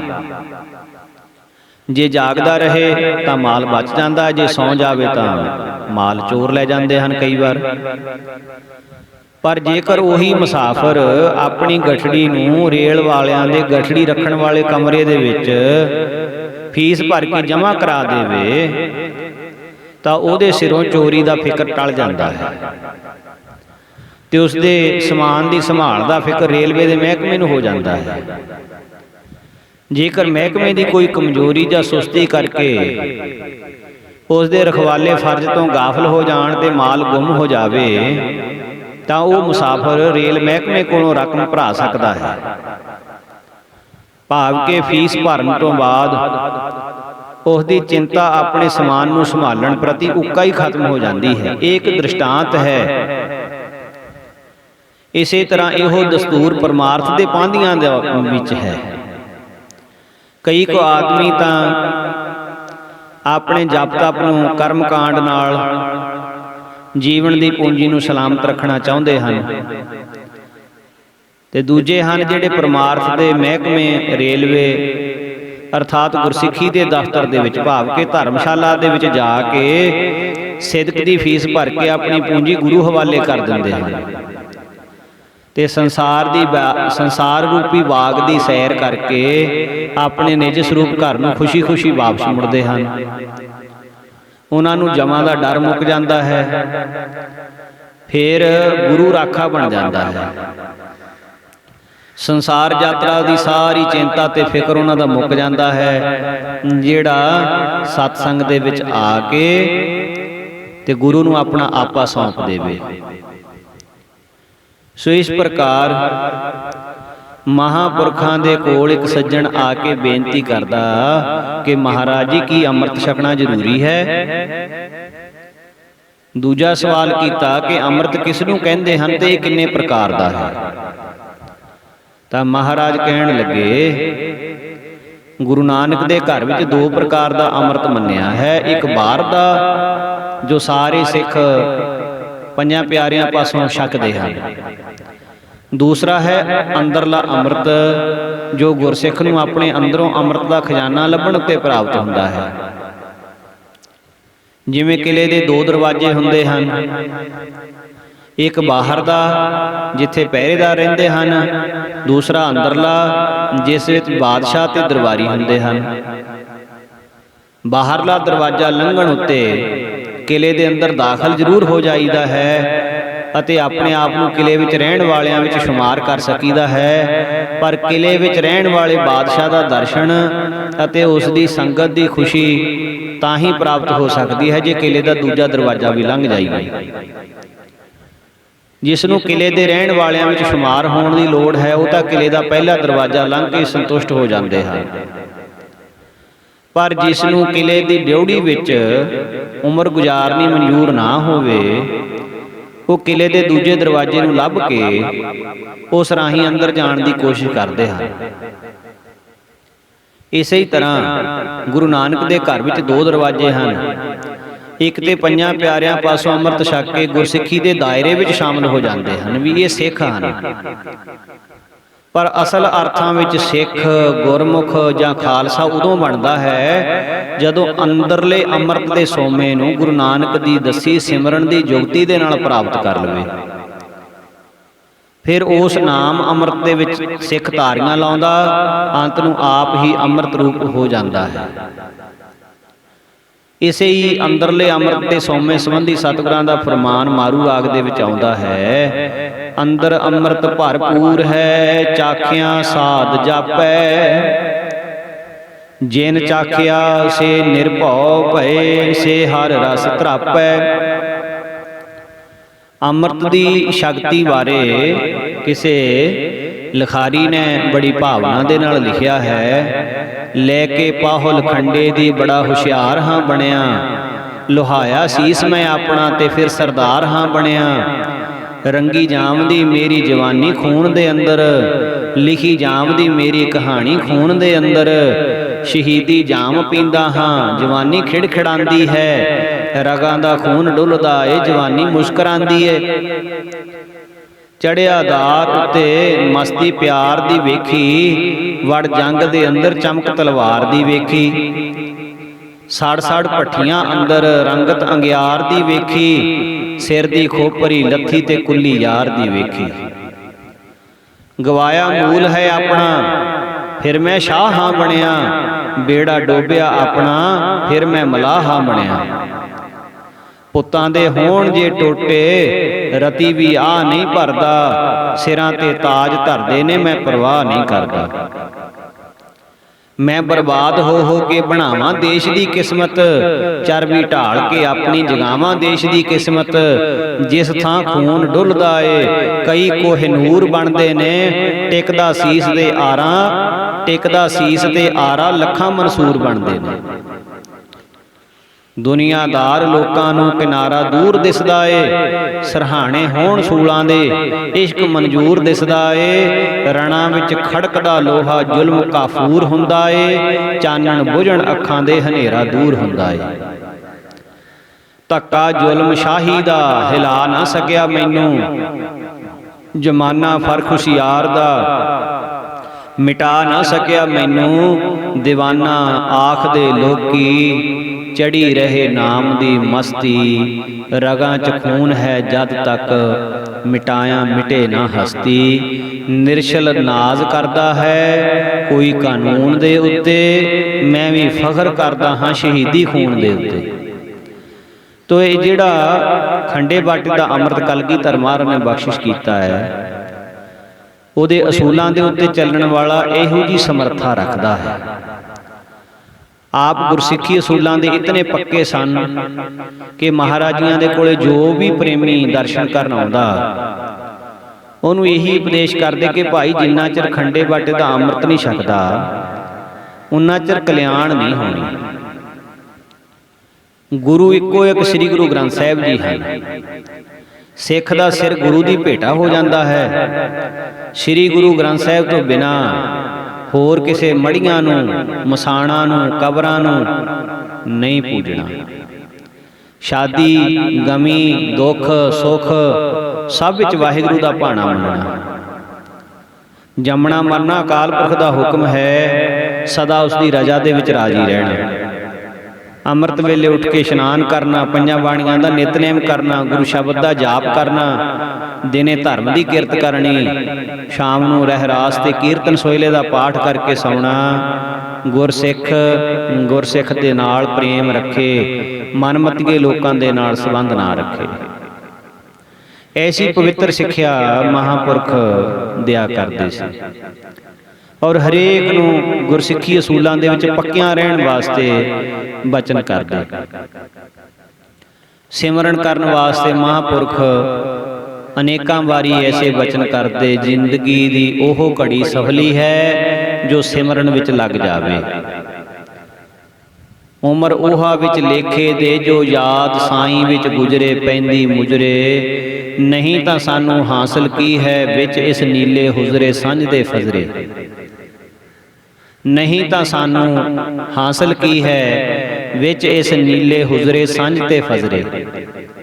ਖਾਕਾਨੀ ਨੇ ਕਿਹਾ ਹੈ ਕਿ ਮੈਂ 30 ਬਰਸ ਮੁਰਸ਼ਦ ਦੀ ਖਿਦਮਤ ਕਰਨ ਤੋਂ ਬਾਅਦ ਇੱਕੋ ਗੱਲ ਜਾਣੀ ਹੈ ਕਿ ਇੱਕਦਮ ਭਰ ਪਰਮੇਸ਼ਰ ਪ੍ਰਾਇਣ ਹੋਣਾ ਸੁਲੇਮਾਨ ਦੇ ਤਖਤ ਤੋਂ ਵੀ ਅੱਛਾ ਹੈ। ਕਿ ਇੱਕ ਸਵਾਸ ਵੀ ਜੇ ਕਿਤੇ ਪਰਮੇਸ਼ਰ ਦੀ ਨੇੜਤਾ ਦਾ ਅਹਿਸਾਸ ਹੋ ਜਾਵੇ, ਜੋ ਉਹ ਸੁੱਖ ਹੈ ਉਹ ਵੱਡੇ ਵੱਡੇ ਰਾਜਿਆਂ ਨੂੰ ਤਖਤ ਤੇ ਬੈਠਿਆਂ ਵੀ ਉਹ ਸੁੱਖ ਪ੍ਰਾਪਤ ਨਹੀਂ ਹੁੰਦਾ। ਤੇ ਉਹ ਸੁੱਖ ਹੋਵੇ ਵੀ ਕਿਉਂ ਨਾ, ਰਾਜਮੱਧ ਜਿਉਂਦਿਆਂ ਕਿਸੇ ਸੈਨਾਪਤੀ ਕੋਲੋਂ ਹਾਰ ਖਾ ਕੇ ਖੁਹਾਣਾ ਜਾਂ ਮਰਨ ਸਮੇਂ ਹੌਕੇ ਲੈਂਦਿਆਂ ਛੱਡ ਜਾਣਾ ਪੈਂਦਾ ਹੈ। ਪਰ ਸਿਮਰਨ ਦੀ ਸ਼ਕਤੀ ਕਰਕੇ ਪ੍ਰਭੂ ਦੀ ਕਿਰਪਾ ਦੇ ਨਾਲ ਅਬਨਾਸੀ ਰਾਜ ਮਿਲ ਜਾਂਦਾ ਹੈ, ਜਿਸ ਨੂੰ ਕੋਈ ਖੋਹ ਨਹੀਂ ਸਕਦਾ। ਮਹਾਂਪੁਰਖਾਂ ਨੇ ਸਿਮਰਨ ਦੇ ਕਈ ਤਰੀਕੇ ਦੱਸਣੇ। ਰਸਨਾ ਦੁਆਰਾ, ਸੁਰਤੀ ਨਾਲ, ਸਵਾਸਾਂ ਦਾ ਆਉਣ ਜਾਣ, ਇਹਦੇ ਵੱਲ ਖਿਆਲ ਰੱਖ ਕੇ। ਇਦੋਂ ਅੱਗੇ ਫਿਰ ਰੋਮ ਰੋਮ ਦੀ ਅਵਸਥਾ ਆ ਜਾਂਦੀ ਹੈ। ਫਿਰ ਤੱਤਾਂ ਦੇ ਵਿੱਚੋਂ ਨਾਮ ਦੀ ਧੁਨੀ ਸੁਣਾਈ ਦੇਣ ਲੱਗ ਪੈਂਦੀ ਹੈ। ਬਾਣੀਆਂ ਦੇ ਵੀ ਭੇਦ ਹਨ। ਪਰਾ ਬਾਣੀ ਦੁਆਰਾ ਫੁਰਨੇ ਨਾਲ ਭਜਨ ਕੀਤਾ ਜਾਂਦਾ ਹੈ। ਪਸੰਤੀ ਬਾਣੀ ਦੁਆਰਾ ਹਿਰਦੇ ਵਿੱਚ ਭਜਨ ਹੁੰਦਾ ਹੈ। ਮਧਮਾ ਬਾਣੀ ਦੁਆਰਾ ਜਿੱਥੇ ਬੁੱਲ ਵੀ ਨਾ ਹਿੱਲਣ, ਕੇਵਲ ਖਿਆਲ ਹੀ ਕੰਮ ਕਰੇ। ਪਰ ਬੈਖਰੀ ਬਾਣੀ ਭਾਵ ਰਸਨਾ ਦੁਆਰਾ ਸਿਮਰਨ ਕਰਨ ਲਈ ਜਗਿਆਸੂਆਂ ਵਾਸਤੇ ਪਹਿਲੀ ਸਟੇਜ ਹੈ ਅੰਤਰ ਗੁਰ ਆਰਾਧਨਾ, ਜਿਹਵਾ ਜਪ ਗੁਰ ਨਾਮ। ਕਿ ਮਨ ਅੰਦਰ ਮਹਿਬੂਬ ਦੀ ਆਰਾਧਨਾ ਤੇ ਜ਼ੁਬਾਨ ਦੇ ਨਾਲ ਉਹਦੇ ਨਾਮ ਦਾ ਜਾਪ। ਸੂਫੀ ਫਕੀਰਾਂ ਨੇ ਇਸੇ ਗੱਲ ਤੇ ਬਹੁਤਾ ਜ਼ੋਰ ਦਿੱਤਾ ਹੈ। ਇੱਕ ਨੇ ਕਿਹਾ ਕਿ ਮੇਰੇ ਦਿਲ ਦੇ ਆਈਨੇ ਵਿੱਚ ਮੇਰੇ ਯਾਰ ਦੀ ਤਸਵੀਰ ਜਦੋਂ ਜਰਾ ਗਰਦਨ ਨੂੰ ਝੁਕਾਉਂਦਾ ਹਾਂ ਤਾਂ ਦੇਖ ਲੈਂਦਾ। ਦਿਲ ਕੇ ਆईने में है तस्वीर यार, जस जरा गर्दन झुकाएं देख ली। ਬੇਸ਼ੱਕ ਪਹਿਲੇ ਪਹਿਲ ਜਿਤਨਾ ਚਿਰ ਸੁਭਾਅ ਨਹੀਂ ਪੱਕਿਆ ਹੁੰਦਾ, ਅੰਦਰ ਨਾਮ ਨਹੀਂ ਵਸਿਆ ਹੁੰਦਾ, ਮਨ ਨੂੰ ਕੰਟਰੋਲ ਕਰਨ ਵਾਸਤੇ ਮਾਲਾ ਫੇਰਨ ਦੀ ਗਿਣਤੀ ਮਿਣਤੀ ਵਿੱਚ ਪਾਇਆ ਜਾਂਦਾ ਹੈ। ਪਰ ਜਦੋਂ ਅੰਦਰ ਚਸ਼ਮੇ ਦੇ ਵਾਂਗ ਪਾਣੀ ਜਿਵੇਂ ਚੱਲਦਾ ਚਸ਼ਮੇ ਵਿੱਚੋਂ ਇੱਦਾਂ ਨਾਮ ਦੀ ਰੌ ਜਾਰੀ ਹੋ ਜਾਂਦੀ ਹੈ, ਫਿਰ ਮਾਲਾ ਦੀ ਜਾਂ ਤਸਬੀਹ ਦੀ ਲੋੜ ਨਹੀਂ ਰਹਿੰਦੀ। ਉਸ ਅਵਸਥਾ ਵਿੱਚ ਪੁੱਜ ਕੇ ਸ਼ੇਖ ਸਾਦੀ ਨੇ ਤਾਂ ਇੱਥੋਂ ਤੱਕ ਲਿਖਿਆ ਹੈ ਕਿ ਜ਼ਾਹਦ ਦਾ ਹੱਥ ਤਸਬੀਹ ਤੇ ਆਮ ਲੋਕਾਂ ਦਾ ਮਾਲ ਤੇ ਰਹਿੰਦਾ ਹੈ। ਕਾਫਰ ਤਾਂ ਕਾਫਰ ਸਨ ਹੀ, ਪਰ ਇਹ ਮੂਮਨ ਦੇ ਰੂਪ ਦੇ ਵਿੱਚ ਕਾਫਰ ਦੇਖਿਆ ਹੈ। ਲਿਖਿਆ ਹੈ ਤਸਬੀਹ ਬਦਸਤੇ ਜਹਾਦ ਚਸ਼ਮ ਬਮਾਲੇ ਮਰਦਮ, ਈ ਕਾਫਰ ਮੁਸਲਮਾਨ ਦੀਦਮ ਨਾ ਦੀਦਾ ਬੂਦਮ। ਸਿਮਰਨ ਅਭਿਆਸ ਦੀ ਆਖਰੀ ਸਟੇਜ ਤਾਲਬ ਮਤਲੂਬ ਦਾ ਇੱਕ ਹੋ ਜਾਣਾ। ਭਗਤ ਕਬੀਰ ਜੀ ਫਰਮਾਉਂਦੇ ਹਨ ਕਿ ਸਿਮਰਨ ਦਾ ਫਲ ਮਨੁੱਖ ਪਰਮ ਜੋਤ ਇਸ ਤਰ੍ਹਾਂ ਵਿੱਚ ਮਿਲ ਜਾਂਦਾ ਹੈ ਕਿ ਉਹਨੂੰ ਅੱਡ ਹੋਣ ਦਾ ਖਿਆਲ ਨਹੀਂ ਰਹਿੰਦਾ। ਏਕ ਜੋਤ ਏਕਾ ਮਿਲੀ ਕਿੰਬਾ ਹੋਏ ਮੋਏ। ਪਰ ਇਸ ਵਿਚਾਰ ਤੇ ਆਪਣੇ ਤਜਰਬੇ ਬਗੈਰ ਲਿਖਣਾ ਅਤੇ ਪੜ੍ਹਨਾ ਬਹੁਤਾ ਕੰਮ ਨਹੀਂ ਦੇ ਸਕਦੇ। ਇਹ ਤਾਂ ਕਰਨੀ ਦੇ ਨਾਲ ਹੀ ਤੁਅੱਲਕ ਰੱਖਦਾ ਹੈ। ਕਹਿਬੇ ਕੋ ਸੋਭਾ ਨਹੀਂ ਦੇਖਾ ਹੀ ਪ੍ਰਵਾਨ। ਕਿ ਜਿਹੜਾ ਇਹ ਕੰਮ ਕਰਦਾ ਹੈ ਉਹਨੂੰ ਪਤਾ ਹੈ ਬਈ ਇਸ ਆਨੰਦ ਨੂੰ ਕਿਵੇਂ ਮਾਣਿਆ ਜਾਂਦਾ ਹੈ। ਇਹ ਸੁਣਨ ਦੇ ਨਾਲ ਨਹੀਂ ਪਤਾ ਲੱਗ ਸਕਦਾ, ਨਾ ਪੜ੍ਹਨ ਦੇ ਨਾਲ ਪਤਾ ਲੱਗ ਸਕਦਾ ਹੈ।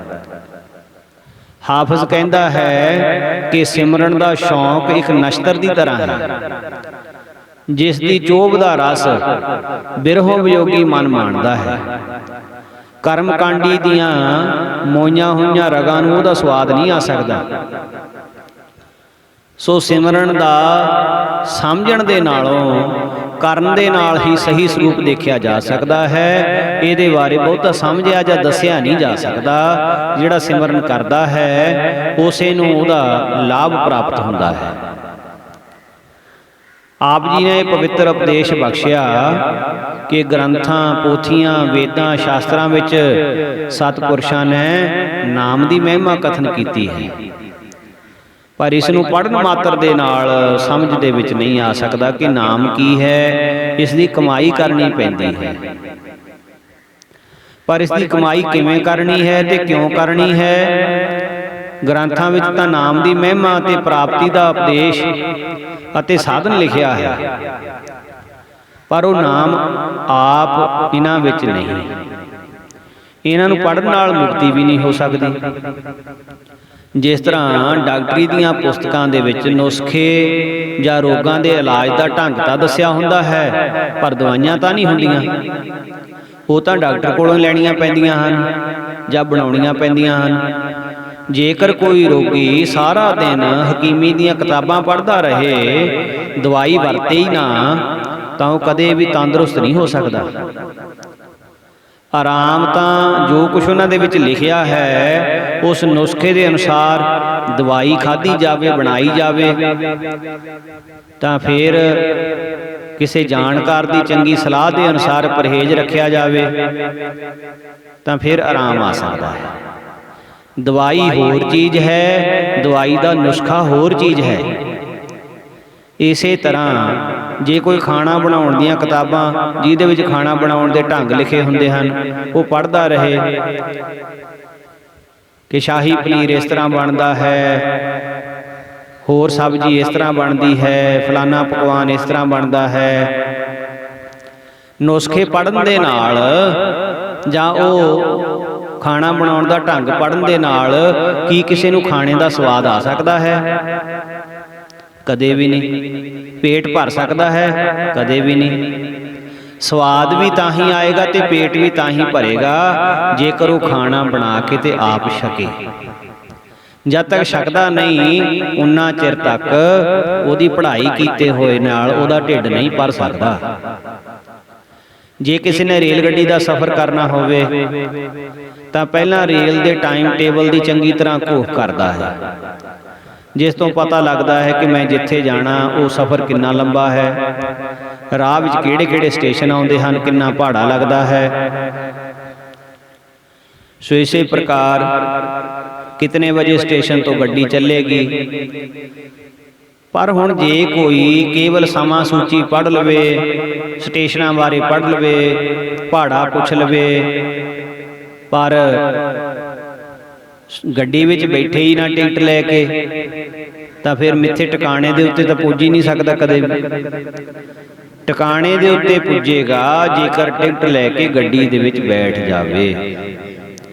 ਜੋ ਲੋਕ ਕਿਸੇ ਸਤਿਪੁਰਸ਼ ਦੀ ਸੰਗਤ ਕੀਤਿਆਂ ਬਗੈਰ ਕੇਵਲ ਪੜ੍ਹਾਈ ਕਰਦੇ ਹਨ ਪਰ ਲਿਖਿਆ ਹੋਇਆ ਕਮਾਉਂਦੇ ਨਹੀਂ, ਉਹ ਮੁਕਤੀ ਪਾਉਣ ਦੇ ਹੱਕਦਾਰ ਨਹੀਂ ਹੁੰਦੇ। ਸਤਿਪੁਰਸ਼ਾਂ ਦੀ ਸੰਗਤ ਤੋਂ ਬਗੈਰ ਅੱਜ ਤੱਕ ਕਿਸੇ ਨੂੰ ਵੀ ਮੋਕਸ਼ ਨਹੀਂ ਮਿਲੀ, ਬਲਕਿ ਵੇਦਾਂ ਸ਼ਾਸਤਰਾਂ ਨੂੰ ਪੜ੍ਹਨ ਕਰਕੇ, ਗ੍ਰੰਥਾਂ ਨੂੰ ਪੜ੍ਹਨ ਕਰਕੇ ਹੰਕਾਰ ਹੋ ਜਾਂਦਾ ਹੈ ਕਿ ਮੈਨੂੰ ਇੰਨੀ ਵਿੱਦਿਆ ਆਉਂਦੀ ਹੈ, ਤੇ ਜਿਹੜਾ ਹੰਕਾਰ ਹੈ ਇਹ ਅਧੋਗਤੀ ਵੱਲ ਲੈ ਜਾਂਦਾ ਹੈ। ਇਸ ਤਰ੍ਹਾਂ ਨਾਲ ਸੰਤ ਜੀ ਮਹਾਰਾਜ ਬਚਨ ਕਰਿਆ ਕਰਦੇ ਕਿ ਇਹ ਸੰਸਾਰ ਜੋ ਹੈ ਇਹ ਮੁਸਾਫਰਾਂ ਦੇ ਸਰਾਂ ਕੱਟਣ ਦੀ ਤਰ੍ਹਾਂ ਆਉਣ ਜਾਣ ਦਾ ਇੱਕ ਸਥਾਨ ਬਣਿਆ ਹੋਇਆ ਹੈ। ਜਦੋਂ ਕੋਈ ਮੁਸਾਫਰਾਂ ਦਾ ਵਹੀਰ ਤੁਰਦਾ ਹੋਇਆ ਸ਼ਾਮ ਨੂੰ ਰਾਤ ਕੱਟਣ ਵਾਸਤੇ ਕਿਸੇ ਸਰਾਂ ਵਿੱਚ ਠਹਿਰਦਾ ਹੈ ਤਾਂ ਉਹ ਉਸ ਜਗ੍ਹਾ ਸਰੀਰਕ ਨਿਰਵਾਹ ਵਾਸਤੇ ਚੁੱਲ੍ਹੇ ਵੀ ਬਣਾਉਂਦਾ ਹੈ, ਅੰਨ ਪਕਾਉਂਦੇ ਹਨ ਤੇ ਰੋਟੀ ਪਾਣੀ ਖਾ ਕੇ ਸੌਂਦੇ ਵੀ ਦੇਖੇ ਜਾਂਦੇ ਹਨ। ਪਰ ਉਹ ਉਸ ਸਰਾਂ ਵਿੱਚ ਕਿਸੇ ਨਾਲ ਝਗੜਾ ਝਾਂਜਾ ਜਾਂ ਰੌਲਾ ਗੋਲਾ ਨਹੀਂ ਕਰਦੇ। ਜੇ ਕੋਈ ਤੇਜ਼ ਸੁਭਾਅ ਵਾਲਾ ਥੋੜ੍ਹਾ ਬਹੁਤਾ ਬੋਲਦਾ ਵੀ ਹੈ ਤਾਂ ਉਸਦੇ ਨਾਲ ਦੇ ਸਾਥੀ ਰੋਕ ਦਿੰਦੇ ਹਨ ਕਿ ਭਲਿਆ ਲੋਕਾ ਕਿਉਂ ਝਗੜਦਾ ਹੈ, ਤੇ ਇੱਥੋਂ ਕਿਸੇ ਨੇ ਕੀ ਲੈਣਾ ਹੈ ਜਾਂ ਇੱਥੋਂ ਕਿਸੇ ਨੇ ਕੀ ਚੱਕ ਕੇ ਲੈ ਜਾਣਾ ਹੈ, ਇਹ ਸਾਰੀ ਸਮੱਗਰੀ ਤਾਂ ਇੱਥੇ ਰਹਿ ਜਾਣੀ ਹੈ। ਇਸ ਤਰ੍ਹਾਂ ਦੇ ਬਚਨ ਸੁਣ ਕੇ ਬੜੇ ਕ੍ਰੋਧੀ ਪੁਰਖ ਵੀ ਸ਼ਾਂਤ ਹੋ ਜਾਂਦੇ ਹਨ, ਝਗੜਾ ਛੱਡ ਕੇ ਅੱਗੇ ਦੇ ਤੁਰਨ ਦੀ ਫਿਕਰ ਵਿੱਚ ਲੱਗ ਜਾਂਦੇ ਹਨ। ਇਸੇ ਤਰ੍ਹਾਂ ਸੰਸਾਰ ਵੀ ਇੱਕ ਸਰਾਂ ਹੈ। ਹਰ ਇੱਕ ਮਨੁੱਖ ਆਪਣੀ ਜੀਵਨ ਰੂਪੀ ਰਾਤ ਕੱਟਣ ਵਾਸਤੇ ਆਇਆ ਹੈ। ਛਾੜ ਬਿਡਾਣੀ ਤਾਤ ਮੂੜੇ, ਇਹਾਂ ਬਸਨਾ ਰਾਤ ਮੂੜੇ। ਬਾਲਕ ਤੋਂ ਲੈ ਕੇ ਬੁੱਢੇ, ਮੂਰਖ ਤੋਂ ਲੈ ਕੇ ਪੰਡਿਤ, ਕੰਗਾਲ ਤੋਂ ਲੈ ਕੇ ਬਾਦਸ਼ਾਹ ਤੱਕ ਸਭ ਇਸ ਗੱਲ ਤੋਂ ਜਾਣੂ ਹਨ ਕਿ ਇੱਕ ਦਿਨ ਅਸੀਂ ਇੱਥੋਂ ਚਲੇ ਜਾਣਾ ਹੈ। ਤੇ ਜੋ ਕੁਝ ਇਕੱਠਾ ਕੀਤਾ ਹੈ ਇਹ ਸਾਰੀ ਸਮੱਗਰੀ ਇੱਥੇ ਪਈ ਰਹਿਣੀ ਹੈ। ਸਾਡੇ ਦੇਖਦਿਆਂ ਕਈ ਚੱਲ ਗਏ ਤੇ ਕਈ ਚੱਲੇ ਜਾ ਰਹੇ ਹਨ। ਸਾਡੇ ਪਿਓ ਦਾਦੇ ਨਹੀਂ ਇੱਥੇ ਰਹੇ, ਅਸੀਂ ਕਿੱਥੇ ਰਹਿਣਾ ਹੈ। ਜੋ ਆਇਆ ਸੋ ਚੱਲ ਸੀ, ਸਭ ਕੋਈ ਆਈ ਵਾਰੀਐ। ਪਰ ਇਹ ਮਨੁੱਖ ਸਭ ਕੁਝ ਦੇਖਦਾ ਹੋਇਆ ਵੀ ਮਾਇਆ ਮਦ ਵਿੱਚ ਮਸਤ ਹੋਇਆ ਕਿੰਨੇ ਤਰ੍ਹਾਂ ਦੇ ਝਗੜੇ ਸ਼ੁਰੂ ਕਰ ਦਿੰਦਾ। ਕਹਿੰਦਾ ਇਹ ਘਰ ਮੇਰਾ ਹੈ, ਇਹ ਸ਼ਹਿਰ ਮੇਰਾ ਹੈ, ਮੈਂ ਫਲਾਨੀ ਜਾਤ ਦਾ ਹਾਂ, ਮੈਂ ਅਮਕੇ ਖਾਨਦਾਨ ਦਾ ਹਾਂ, ਮੈਂ ਲੋਕਾਂ ਨਾਲ ਉੱਚਾ ਹਾਂ, ਮੈਂ ਚਤੁਰ ਹਾਂ, ਮੈਂ ਗਿਆਨੀ ਹਾਂ, ਮੈਂ ਧਨੀ ਹਾਂ, ਮੈਂ ਗੁਣੀ ਹਾਂ। ਇਸ ਮੈਂ ਮੇਰੀ ਦੇ ਰੌਲੇ ਗੋਲੇ ਵਿੱਚ ਸਫ਼ਰ ਦੀ ਤਿਆਰੀ ਦਾ ਖਿਆਲ ਵੀ ਇਹਨੂੰ ਭੁੱਲ ਜਾਂਦਾ ਹੈ, ਤੇ ਨਾ ਰਸਤੇ ਦਾ ਖਰਚ ਉਹ ਵੀ ਨਹੀਂ ਇਕੱਠਾ ਕਰਦਾ। ਜਦ ਉਮਰ ਦੀ ਰਾਤ ਗੁਜ਼ਰੀ ਤੇ ਕਾਲ ਰੂਪੀ ਸੂਰਜ ਚੜ੍ਹਿਆ, ਤਿਆਰੀ ਦਾ ਡਾਂਕਾ ਵੱਜਿਆ, ਫਿਰ ਪਛਤਾਉਣਾ ਪੈ ਗਿਆ। ਰੈਣ ਵਿਹਾਣੀ ਪਛਤਾਣੀ, ਉੱਠ ਚੱਲੀ ਗਈ ਨਿਰਾਸ। ਫਿਰ ਉਸ ਅਲਬੇਲੀ ਕੰਨਿਆ ਵਾਂਗ ਜਿਸਨੇ ਆਪਣੇ ਪੇਕੇ ਘਰ ਦੇ ਦਿਨ ਗੁੱਡੀਆਂ ਪਟੋਲਿਆਂ ਦੀ ਖੇਡ ਵਿੱਚ ਹੀ ਲੰਘਾ ਦਿੱਤੇ ਤੇ ਸਹੁਰੇ ਜਾਣ ਲਈ ਦਾਜ ਦਹੇਜ ਤੇ ਨਾ ਸ਼ੁਭ ਗੁਣਾਂ ਦੀ ਸਿੱਖਿਆ ਸਿੱਖੀ, ਫਿਰ ਸਹੁਰੇ ਘਰ ਜਾ ਕੇ ਉਹਨੂੰ ਪਛਤਾਤਾਪ ਕਰਨਾ ਪੈਂਦਾ ਹੈ। ਨਾ ਤਾਂ ਜੋੜਿਆ ਹੋਇਆ ਮਾਲ ਧਨ ਸਹਾਈ ਹੁੰਦਾ, ਨਾ ਉੱਚੀ ਕੁੱਲ ਦਾ ਹੰਕਾਰ। ਉੱਥੇ ਤਾਂ ਸ਼ੁਭ ਗੁਣਾਂ ਦੀ ਲੋੜ ਸੀ, ਜਾਤ ਬੇਜਾਤ ਦਾ ਤਾਂ ਕੋਈ ਸਵਾਲ ਹੀ ਨਹੀਂ ਸੀ। ਅੱਗੇ ਜਾਤ ਨਾ ਜੋਰ ਹੈ, ਅੱਗੇ ਜੀਉ ਨਵੇ, ਜਿਨ ਕੀ ਲੇਖੈ ਪਤ ਪਵੇ ਚੰਗੇ ਸੇਈ। ਸੋ ਇਸ ਪ੍ਰਕਾਰ ਮਹਾਂਪੁਰਖ ਹਮੇਸ਼ਾ ਐਸਾ ਵੈਰਾਗਮਈ ਤੇ ਪ੍ਰਮਾਤਮਾ ਨਾਲ ਜੁੜਨ ਵਾਲਾ ਉਪਦੇਸ਼ ਦਿਆ ਕਰਦੇ ਸੀ। ਸੋ ਆਓ ਇਤਨੀ ਕੁ ਹਾਜ਼ਰੀ ਸਮਾਂ ਪ੍ਰਵਾਨ ਕਰਨਾ ਜੀ। ਇਦੋਂ ਅਗਲੀ ਵਿਚਾਰ ਅਗਲੇ ਭਾਗ ਦੇ ਵਿੱਚ ਮਹਾਂਪੁਰਸ਼ਾਂ ਦੇ ਪਵਿੱਤਰ ਜੀਵਨ ਵਿੱਚੋਂ ਕਰਨ ਦਾ ਯਤਨ ਕਰਾਂਗੇ। ਹੋਈਆਂ ਭੁੱਲਾਂ ਦੀ ਮੁਆਫੀ ਬਖਸ਼ ਦੇਣੀ ਜੀ। ਵਾਹਿਗੁਰੂ ਜੀ ਕਾ ਖਾਲਸਾ, ਵਾਹਿਗੁਰੂ ਜੀ ਕੀ ਫਤਿਹ।